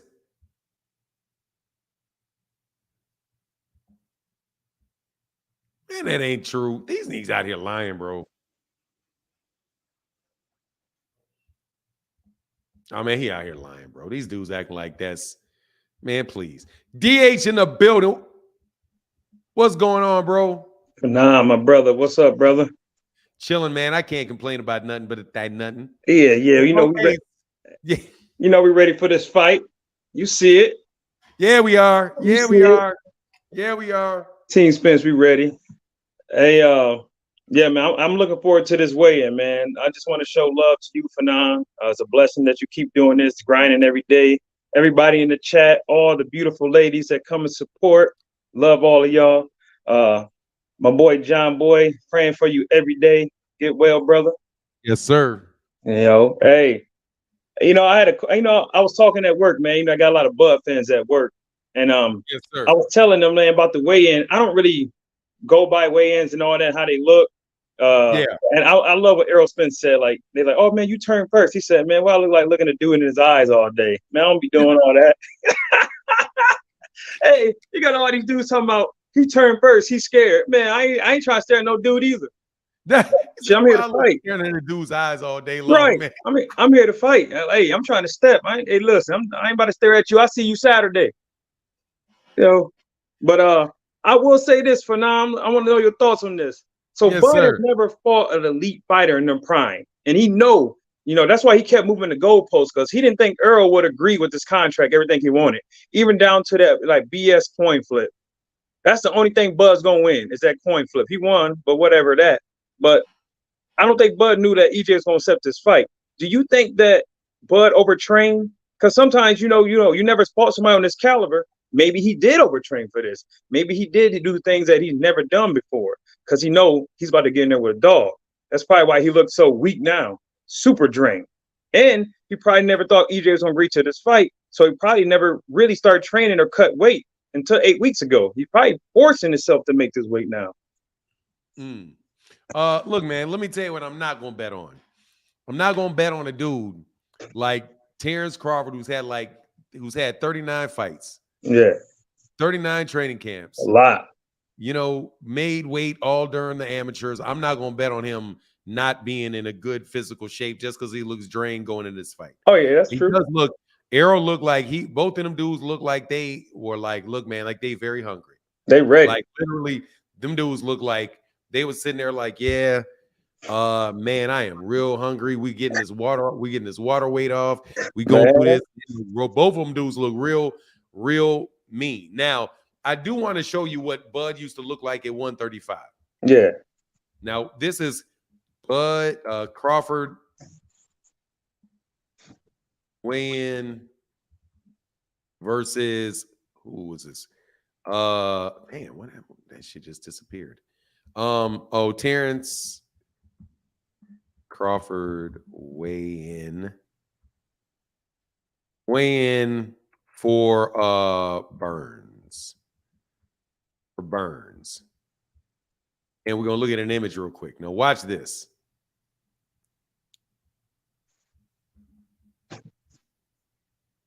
Now, this is why I'm telling you that Terence Crawford, to me, actually, here, let me see how I do this. Oh, and we make that big. And then, okay, that's how I do it, like that. All right, now watch this, just real fast.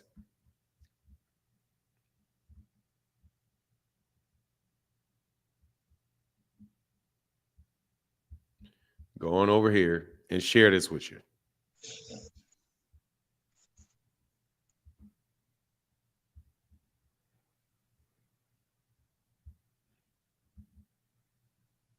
See that? Right. See how like thin Bud is at 135? Yeah, real small. Real small 135. I don't see how a grown-ass man can get that low, man. Shit. And right over here with Ricky Burns. This is the look at how he looks with looks over there with I just did something I didn't intend on doing. Like you look at like other weigh-ins of him, and you look how he looks at Ray Beltran at 135. Yeah, he real small. He can't even fit his clothes. Yeah, he's just real like. Over time, he just look out there at the weigh-in. Over time, he just looks like he's put on a lot of weight. He's gotten a lot bigger. Like this guy right here. This right here, I do believe is at 147. where this guy is fully where he's fully his size. Yeah, that might So, be that Kell Brook fight. yeah, I'm just telling you, man, like, look, dude, like he's just gotten bigger over time. Yeah, that happens know? when the age goes up too, man. People don't get that. And they don't give Errol his credit to be not only his pro career, but his whole amateur career. He's been at 147, 154, or 152. Like, when you get in the 30s, man, it's hard to maintain weight. It's hard, man, to lose it. Yes, sir. Hey, real quick, the Mayweather POV point of view channel said coming through, showing some boxing. Coming through, showing some boxing love. Keep doing your thing, King. Hey, thank you, Mayweather POV channel. Thank you, brother. Appreciate you. Yeah, man. Yeah, I'm excited for this fight. Hey, Fanon, man, I've been doing the same thing you've been doing. I've been hearing you like losing weight, man. Congratulations for that, man. Listen, 4 weeks ago, because I had let my weight got way back up, man. I'm 6'1", and I ain't like I graduated high school $168. So being over 200 ain't good for me. So right. 4 weeks ago, man, I was at 235, man. I'm down to 215. So, man, the goal is to get to 180. And mine too. That's my same goal. I'm a ways off from that, but I'm going there. Hey, man, it's a little bit at a time. And my coach told me what's healthy is 2 pounds a week. And I know the first 4 weeks, man, I just been grinding, man. I've been eating right 7 days a week. No eating past 7. I've been working out 6 days a week. I'm in the boxing gym 3-4 days a week. And, man, the weight is coming off. So, man, hey, you motivate me. We motivate each other. We're going to lose this weight together, man. Thank you, man. Appreciate you. Yes, sir. All right, bro. I'll get back with you, DH. All right, y'all. All right, dude. brother. Yes, sir. Yeah, man. I'm considerably bigger than 235. Considerably bigger than 235. Hey, Mr. Taylor in the building. Thank you, man. Appreciate. Hey, what's going on? Monster J said, much love. Can I get a happy birthday for my son? Absolutely. Hey, Monster J 007 son, brother. And make sure, oh, man, what's your name in the chat again? What's your name in the chat, man? Put the son's name in the chat. Happy birthday. Happy birthday, happy birthday, happy birthday, happy birthday. Rock said, great audience, but I ain't seen no beautiful women yet. What do you mean? You ain't seen any beautiful women yet. Rock. I don't know, man. I may have to throw you out of here. You talking about in our chat? See you later, Rock. Rock on. There ain't nothing but beautiful women in our chat. Nothing but beautiful women. Nothing but. Thank you very much. You may not like them, but that don't mean they ain't beautiful. What's going on again? Said, hey, there you go. Daniel James is his name. Happy birthday to Daniel James. Daniel, act right next year, but congratulations on another year on this earth.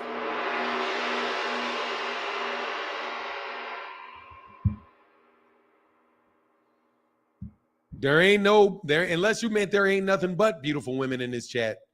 I don't know why y'all acting like they ain't not. That's whatever, bro. I have a suspicion that some of y'all be very lucky to have them. Fanon, King had inventory at his job. Stop. Don't tell him. Don't. Shh.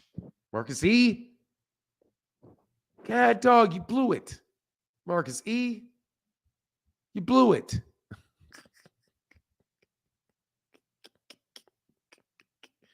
God, dog, you blew it. You blew it. You blew it. God, dog.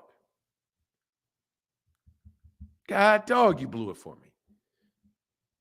Man, you're supposed to be a spectator, man. You ain't supposed to get in the ring. Much love. Terence Crawford will beat Errol easily, probably 8 KO 8 or now. See that right there, bro? Dog, I would love for you to get in and explain that one, dog. He's going to beat him easily, huh? Easily. Easy fight, huh? Easy fight. That's an easy fight for him. Dog, I reject Terence Crawford beating Errol Spence Jr. beating Terence Crawford easily. Dog, there's nothing, I don't foresee there being anything. I don't see there anything easy about Errol Spence. Anything easy about that dude.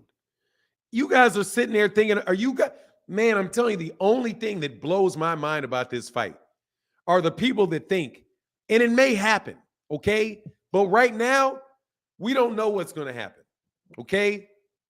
Hindsight is always 20/20.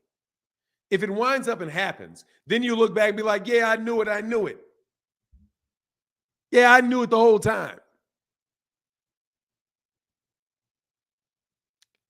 But right now, as we sit here right now, for you to tell me that you see Errol, Terence Crawford just landing a big shot on Errol and dropping Errol and running up and finishing Errol as he falls backwards against the ropes.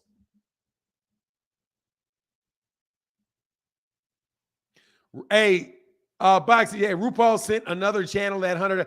Hey, Auntie Black Cherry, who did he give $100 to? Unfortunately, bro, I'm going to have to throw you out, Mike Tyson, for saying that, but on the real, you got a good point. I was like, wow, on that shit. I was honestly very taken back by that. I can't lie. But I got to get rid of that time. I got to get rid of that, bro. He gave BFTB the $100.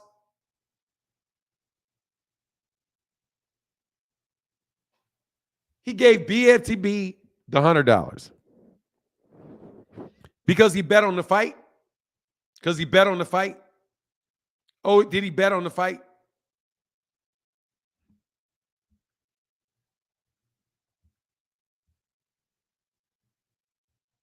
I wasn't going to bet on the fight. I was taking his money. Man, bro, that dude don't want, man, let me tell you something, dog. He can go away, bro. Hey, my guy in the super chat, Kamal Oz in the building. Kamal with that $2 holler brother says, that dude's nickname should be Pawn, not King. That's exactly what it is. That's exactly right. I should call him Pawn. I should call him Pawn. But, you know, I'm running dangerously close to bullying. Hey, Duran, hey, my guy, super smooth, super in the building. He said, my main man, Errol, y'all done? That man say, y'all done? Y'all done yet? Y'all done yet?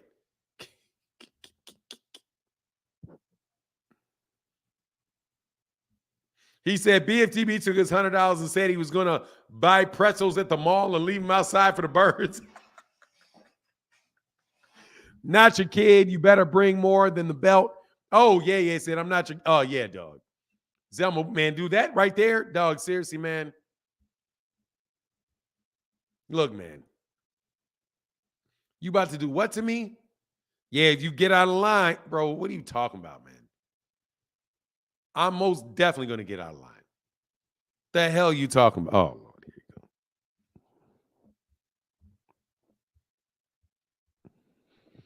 Come on, Jeffrey man. Brooks. You know I gotta mess with you before the fight start, man. You know I gotta mess with you, man. Hey, that referee must have been born and raised from Omaha too.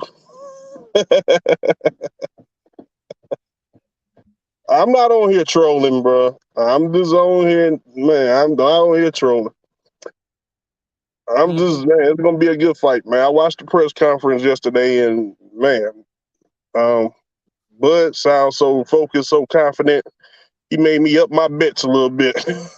Good for you, man. It's gonna be a good fight. That was a real good press conference, and you know, hey, may the best man win tomorrow, and hey, that's all I really want to say. Nothing much, man. Yes, sir. Yep. Yes, So, sir. All right, brother. Okay, all right. Talk to you later. All right, man. Take care, bro. Peace. Yes, sir. Got Jeffrey's payback from human resource. I got Jeffrey's payback from human resource. What you talking about? Hey, look, man. It's just such a good fight, bro. The fight, it's just such a good fight, man. That everybody has their side for the fight and who they think is going to win and all that good stuff. Okay? I got that. All of that is just very real. It's very good. I got all of that. Hold on one second, man.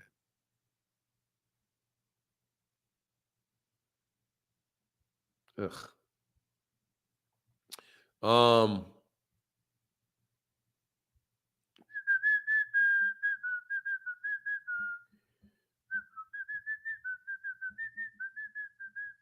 Hold on one second.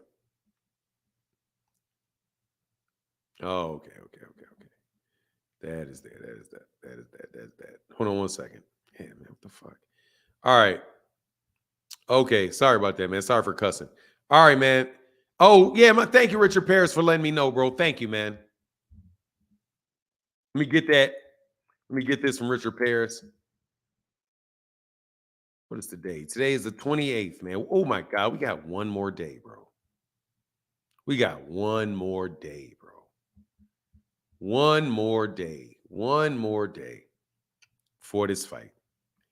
Hey, my guy, Richard Paris. Thank you, brother. And Leo Shang. Thank you, Leo Shang. And Richard Paris in that big time, in that PayPal said, Team Spence, put him in the dirt. Wear my Smoking on Bud t-shirt right now. Did my deliveries in that tee this morning. None but compliments. Busted, hashtag busted gloves. Hashtag busted gloves. Dog, we keeping hashtag busted gloves alive for this fight, bro. Hashtag busted gloves. Most definitely hashtag busted gloves. I hope Bud pays you back when he loses. But hey, man, Bud is getting paid off this fight, bro. Bud is getting paid off this fight.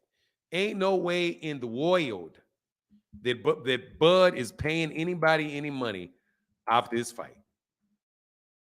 They called that man, dog, but seriously, Derek James, that was some interesting and wild stuff. The exchange between those two dudes was absolutely positively no joke. Spence all day smoking on that Bud pack. Yes, sir. Fanon, do you think Bud goes to 154 or he retires? I think he retires. That's what I think. He may lose and retire. I wouldn't be surprised if he was fortunate enough to win the fight and he still retired just to spite people. I don't know what he's going to do. He's totally unpredictable person, but no, I don't think he has a lot of fights back. I don't think he's got 10 fights left in him. No. He's been on cruise control for a while. He's been on cruise control for a while. Cal Kula said 1 day, 7 hours, 24 minutes to be exact. Hashtag put him in the dirt. Big fish, busted gloves. Yes, sir. Hashtag busted gloves. Much love, brother.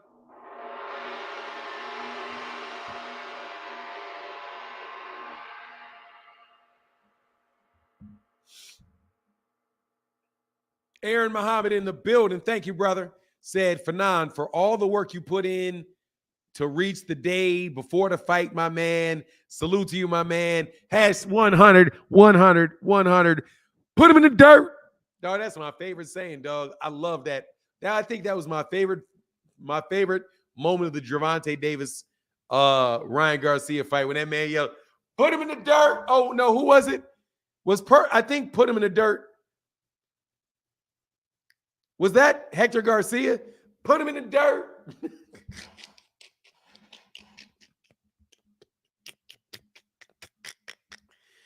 Dog, that's hilarious, bro. A draw. Yeah, we'll see. I don't see no man, please. That's some shit those dudes will conspire for. I just hate the boxing. I do hate the boxing media. I can't lie. That would be dishonest if I didn't say I can't stand those dudes.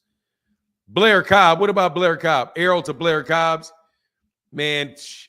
Oh, with Roley? Oh, and he knocked out Roley. Yeah, that was it. Put him in the dirt. Because I remember Ryan Garcia was behind him. And that was for the that was hilarious, bro. I ain't gonna lie, dog. I was cracking up with that one, man. I was cracking up.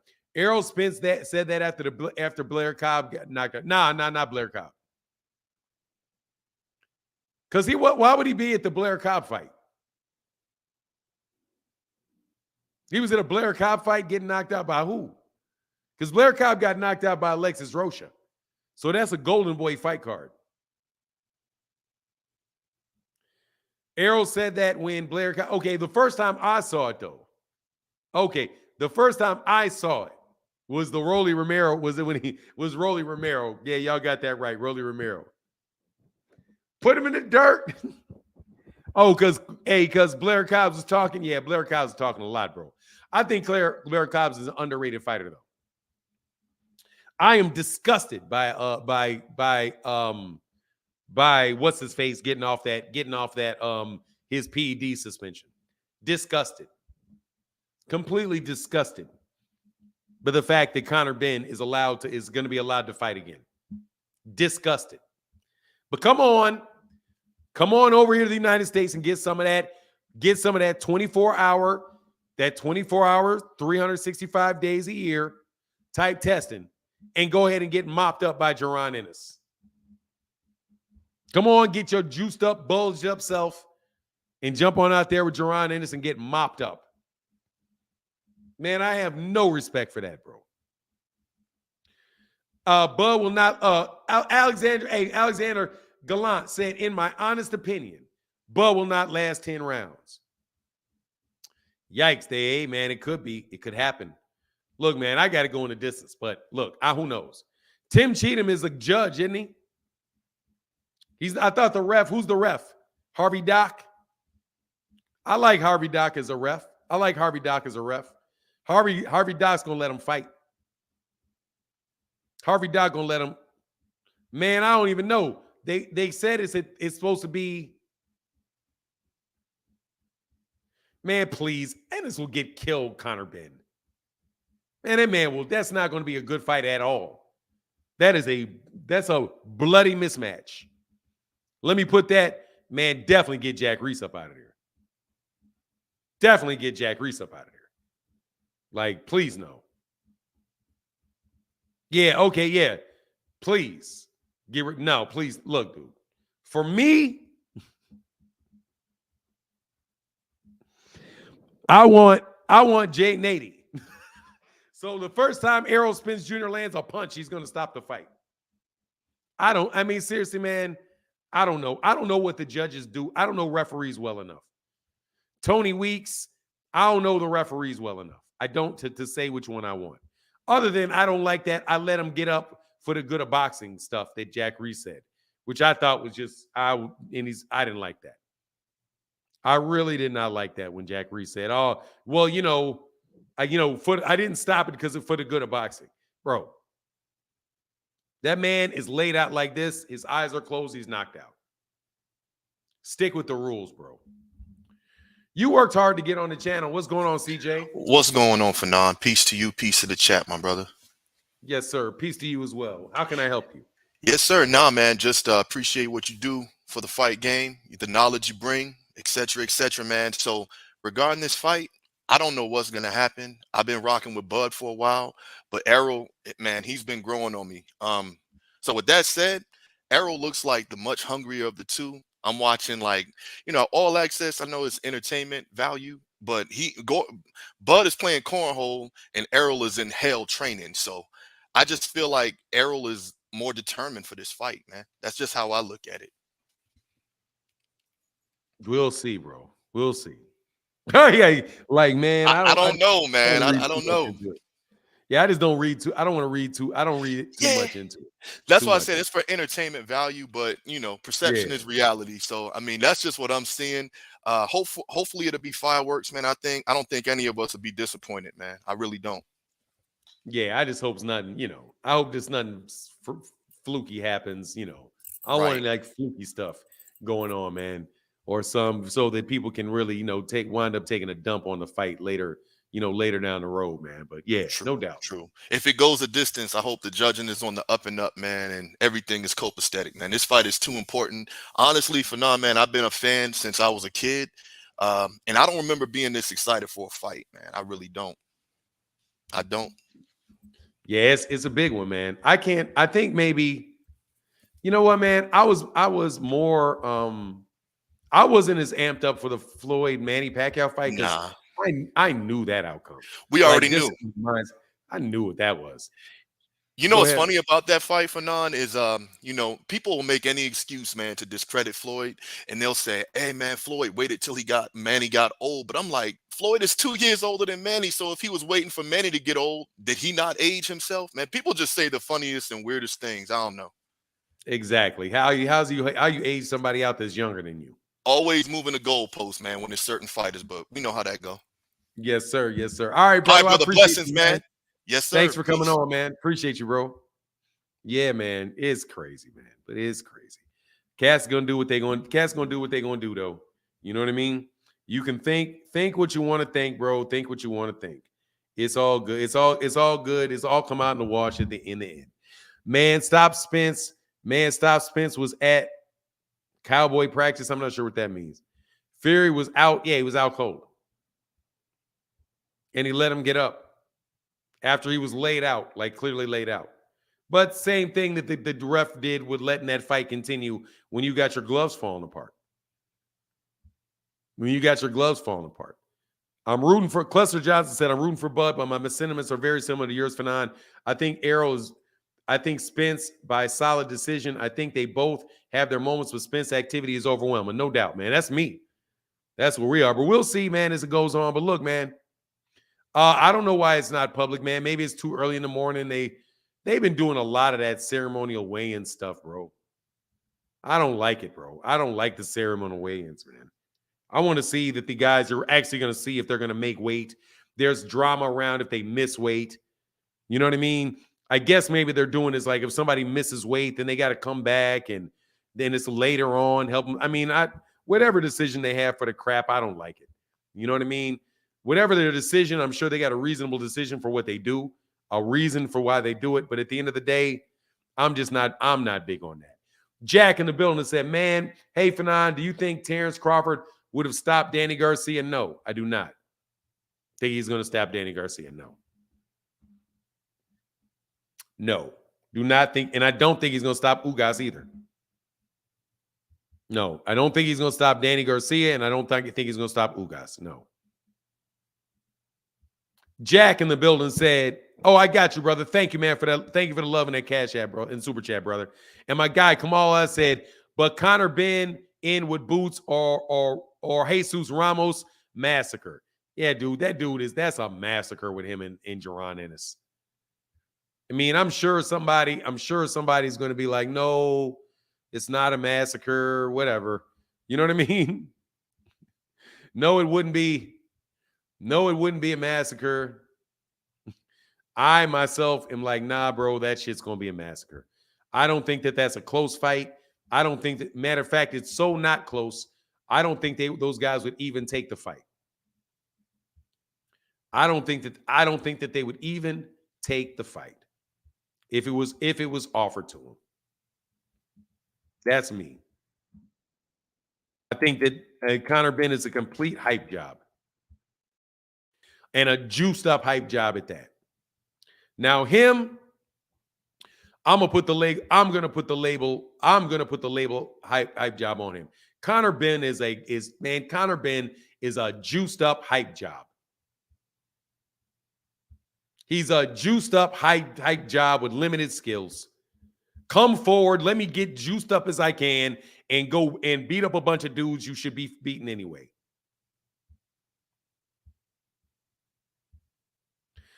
Big L said, fight has been canceled. You're blocked. Banned out of this channel.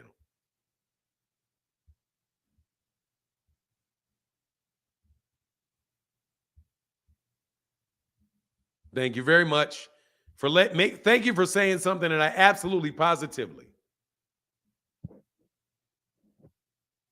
know that you are just not worth talking to. Fight's been canceled. Let me get everybody excited and answer questions. Joe Rogan is dead. You're one of these dudes wasting people's spaces by announcing that Joe Rogan is dead in every chat, and you think it's funny. Crawford didn't like the fact that Spence turned away from him. So what? He don't work for Terence Crawford. He ain't got to stare there. He ain't got to stand there and look at that man. He ain't got to stand there and look at that man as long as that man wants him to. You know what I mean?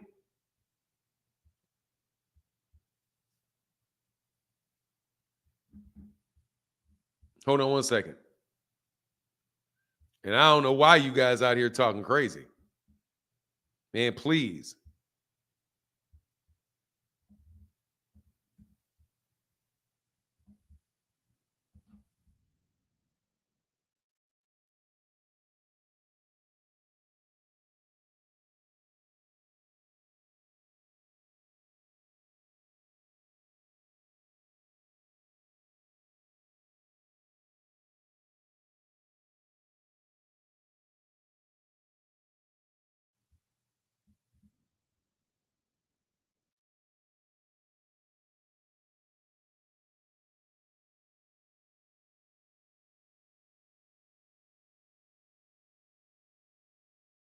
Hold on one second.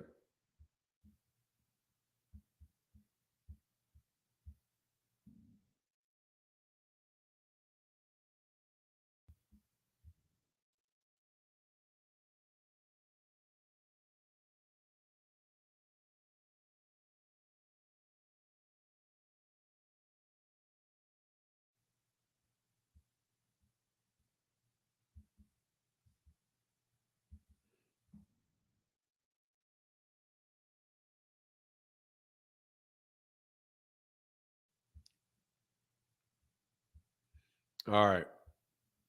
Sorry about that.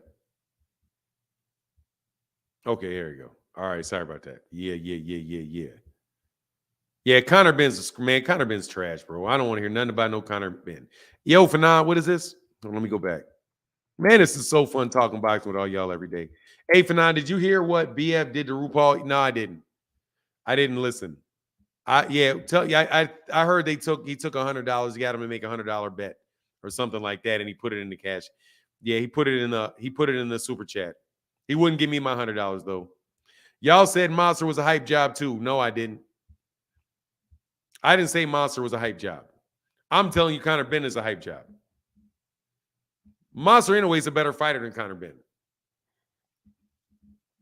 And Monster Inoue did not test positive for hype job. Coach Malik, how do you call in? You call in by hitting this link right here. And you can be the last dude to do it. Because we've had a really good conversation today.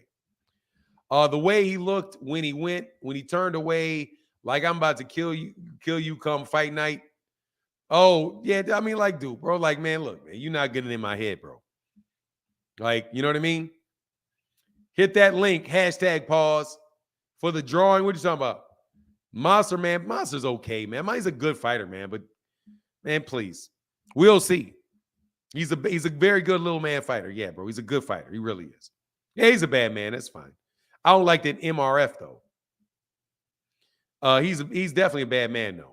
I got him in my top 10 pound for pound. He's in my top 10. I think he's somewhere around 7 for me now. I got him right around 7.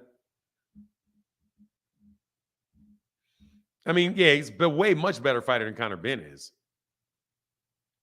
Much better fighter than Conor Benn is. I don't have Conor Benn as the top 10 welterweight. You know what I'm saying? I don't even have that man as a top 10 welterweight. Coach Malik, hey, Coach, what's going on, man? Hey, what's up with you, Fanon? How you doing, bro? Man, you out there by that water on that water, huh? Yeah, I'm over here in Switzerland, bro. Oh wow, that's what's up. Yeah, from Chicago, like you know, my man. Oh, that's what's up, man. What got you in Sweden or Switzerland? Switzerland. Oh shit, I've been here for like 18 years, man. Wow. Okay. Yeah, man. I can't wait for this fight, bro. That's what's up. Hey, I wanted to answer your question about as far as does Terence Crawford look intimidating? Yes.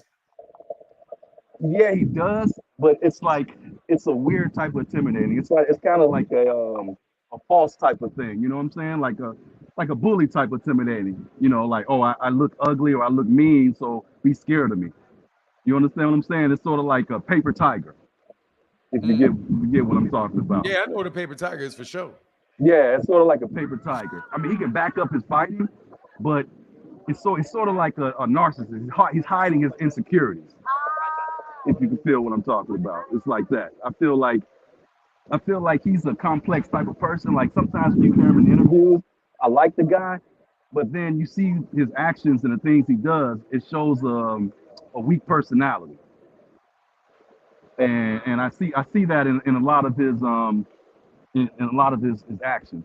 Like the whole thing with the, you know, him not giving the credit to Spence for making the fight, him not accepting. See, he doesn't even want to talk about that. The fight is here. Let's go on. Let's move on. Why talk about that? Because he doesn't want to Yeah, accept this. He doesn't want to have the accountability of what he's done and who he really is.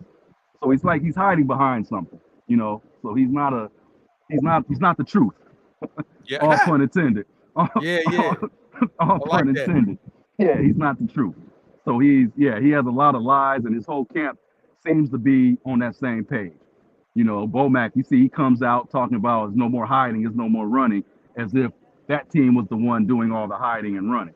You know, so he makes it hard for people that's genuine to really root for him like that. You know, and I Yeah, liked him outside of, you know, outside of me liking Spence more.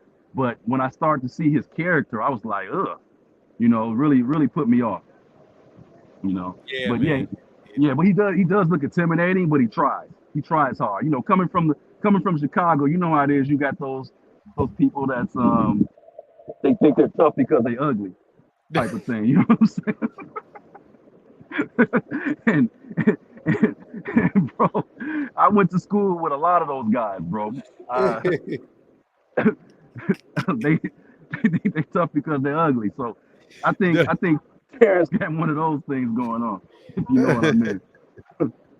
Not saying he's Hey ugly. I'm man, not I judging won't the go man, ever say that. but Hey dog, I didn't want to say that. And honestly, man, I wasn't even thinking about that. But you're right, dog. I was having such a hard time putting it. Those are though, there are them dudes that man be trying to act because them dudes, some of them dudes, you know, they a little hard on the eyes, dog. So they yeah, want to yeah, push their face up and they look a little bit like, yeah, and they be thinking yeah. them little pretty dudes be soft and then pretty dudes be mopping them. Mopping them up, bro. Mopping them up, dude. I went to Wendell Phillips High School, bro. Okay, yeah. My mother graduated from Phillips. You know, I'm from Chicago, but I grew up in Chicago and Rockford, Illinois. So Okay, yeah. I was further north than you were Yeah. I was in the west. lead. You're north though. Yeah, you were west. Yeah, I was further north in Rockford, but yeah, I was in Rockford and Chicago. And in Chicago, I was on the low end. So trust me, Uh-huh. 95% of my high school was from all the projects. You know, Robert Taylor's, Ickes, Ida B. Wells, all of that. So I seen it all, Yeah. bro. I seen 1,001 Terence Crawford, bro.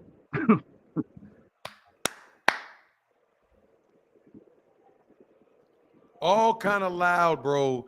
All Yeah, kind of loud, all in your face, all about the show. And all of it. if somebody falls into and they will scare most people out of doing Yep, anything. yep. They will scare most people out. You know who's like, you know what the female version of that is? Who? Them women, them girls that get all loud, get in their role, start cussing you out. And Yeah, it's like they cuss you, they can cuss so well. yeah, Then another girl won't fight them just because they can cuss so well and they can put that act on so hard. And then yeah. they'll run into one of them real quiet big girls that'll just be like, look, that's nah, you want to nah. You know, I've I've seen them. I've seen them also. The first time I seen a scalp, I was just moved back from Rockford to Chicago, and it was a girl exactly like that. And they mollywopped her, and they pulled a braid out, and the scalp was still connected to the braid, bro. oh, She was, Phillips. I got some war stories of Phillips, and I'm oh around man, your I know age. you do. I'm like a year younger than you. You know, them '80s was rough. With your hands too. And most of it was with your hands. Yeah, it was rough. Most of Yeah, that stuff was with your hands. Now these dudes hands. got them, they got them things Yeah, out there. they had both on the low end, but they definitely was Yeah, with they the did. hands. They definitely was the hand play. I've seen guys get busy with them hands, but yeah, so you could see through a lot of Terence Crawford's stuff, and it's sad that he's like that. But I mean, he's surrounded by a lot of yes people. You can tell that, you know, and yeah, and you can see most of their character. They're different variations of Terence Crawford. You know, Bomac is a fat Terence Crawford. Y'all ruthless, bro. Oh man, I mean seriously. No, I don't appreciate fake shit, bro. And the fact how he played the whole situation, how he continues to play, and he's trying to, like, a lot of callers, they said something about how he's trying to be modest now, and you can see that he did not want to upset Errol. He did not want to upset Errol because you look in somebody's eyes. Once again, go back to being familiar with stuff. Errol was a killer, bro. Errol was a cold-blooded killer. And Terence knows this. He has 0 ounce of fear in him towards Terence, like everyone else did. He met, like he said, you looking at someone. And did you see the clip when he was face to face with what's his name? From England, Kell Brook. Yeah. When he said, you finally fighting somebody your size. You know, I'm not a 5'7", what's his name? Sean Porter. You finally find someone your size. It's that type of game, you know. And dude has 0 fear in his heart towards dude. And Terence knows that. So all those intimidation things, and plus he see the work that dude put in. So he's not feeling too confident right now. He's gonna give it his all, I think. And unlike you, I'm seeing a stoppage too, bro. I don't think it's gonna go all the way. If it does go all the way, it's gonna be some ambulances at the end of the thing taking people to the hospital, bro. Why you say that? Oh, just because the mother. He gonna be broken. Somebody gonna be broken up, bro. And Terence gonna be broken bad. And even if Spence gotta go, I'm talking about like, man, he gonna leave it all there. You know what I'm saying? Spence one of those guys, you shoot him in the leg and he keep on coming. I can't see. Man. Like, dude, the thing for me is also like, if you say it's just like one of them all-out wars where ain't nobody getting knocked out. Right. Oh, Terence Crawford ain't never been in no extended battle like that, where he got to go like that where he got to go like that for 12 rounds. True. Like, are you going to be able to fight with a dude that's hitting you hitting him for 12 straight rounds? Exactly. Errol been in the fights where he's hitting them, they hitting him for 12 straight rounds. Terence Crawford is used to flashing people. You know what I mean? Like flash when he wants to fight. That's when then he'll exchange when they hurt. That's when really and truly when he really starts exchanging is after the guy's hurt. Mm-hmm. He don't really like go at people. He don't really go at people until they're hurt. You know what I mean? Or until he feels like, okay, they're tired out. Now I got him. And then he'll gradually pick it up on it and start landing bigger shots. And then when they're loose, when they really look like they're ready to go, then he'll start picking them up. Errol going at you when you are 100% fresh. Yeah, and breaking you down. Yeah, so it's a totally different mentality. And it's interesting stuff, man. And so that's really like, this is going to really bring a lot out of Terence, man. And it's good. It's good development, you know, for him. But he can't, like, it's sort of like if you look at Bomac, like I said earlier, you see Bomac, he's projecting. When he told Errol's camp, you can't hide anymore. Basically, you guys are the one hiding. So now he's basically talking to himself and his camp. There's no more hiding. Now it's time to face it. He's talking to Terence. You know, we can't hide no more, bro. Jig is up. Now we gotta shit or get off the pot. Yeah, man. You know, and that's where it is. And I mean, a lot of people are delusional with it. I understand Terence is strong. He's all, you know, all the stuff that Errol gives him credit for. But he's never been tried like this. And that's to his own detriment. You know? Sir. And then you hear him in his head. He's living in his delusion. He sounds like a delusional woman. You know, you hear him, he's like, oh, I beat everyone and put in front of me and all this stuff and this and that. Like, bro, you had an easy route. I don't want to get you demonetized by showing you topless women, so you know they can go topless here in Europe. Man, don't worry about it. No, you're good. If it was something I would tell you. Trust me. Oh, okay. I would tell you. I would tell you. Yeah. So, but you understand what I'm saying? He was really reflecting on them that the hiding is over with. So you can see they're not being confident. He has dark glasses on. Like, since when have you seen Bomac wear dark glasses to hide his eyes? Man, I don't know what's on there. Yeah, good point. Yeah, it was just the whole body language. You know, I'd be real keen on people's body language and you know how they say stuff, and I'm really, you know, it's difficult to fake like that. And Terence tried, you know, he was like, let me play the good guy, and can you guys calm down and let's be good black people in front of the massa and all this type of stuff. You know, he tried that for a couple seconds until it didn't work. then he went back to his character, you know. But Yeah. yeah, man, yeah. This is gonna show it. Like you said, they can't hide no more. They can't hide. They gotta face the face what's going on. And I'm seeing a stoppage, you know. I'm Yeah, seeing man. a stoppage also, bro. You know. But Fanon, hey bro, I love your channel.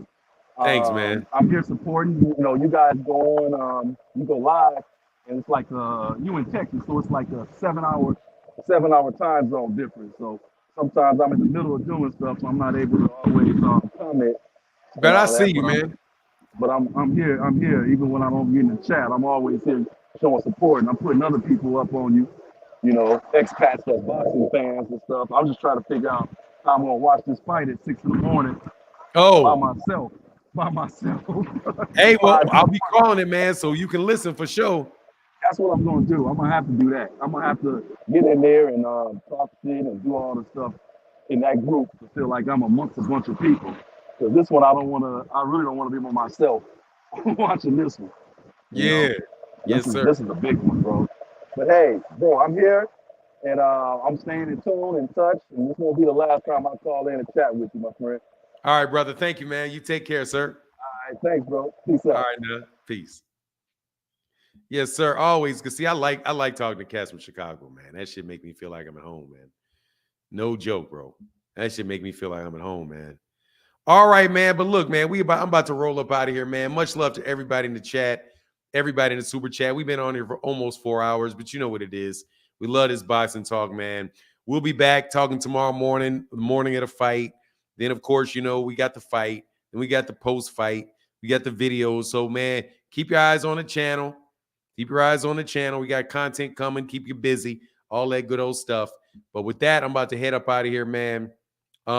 Mike Tyson gave Errol joints. Yeah, Errol said he'll take it, dog. Errol ain't drinking, Errol smoking. That's what's up for him. Anyway, with that, I'm out of here. Deuces.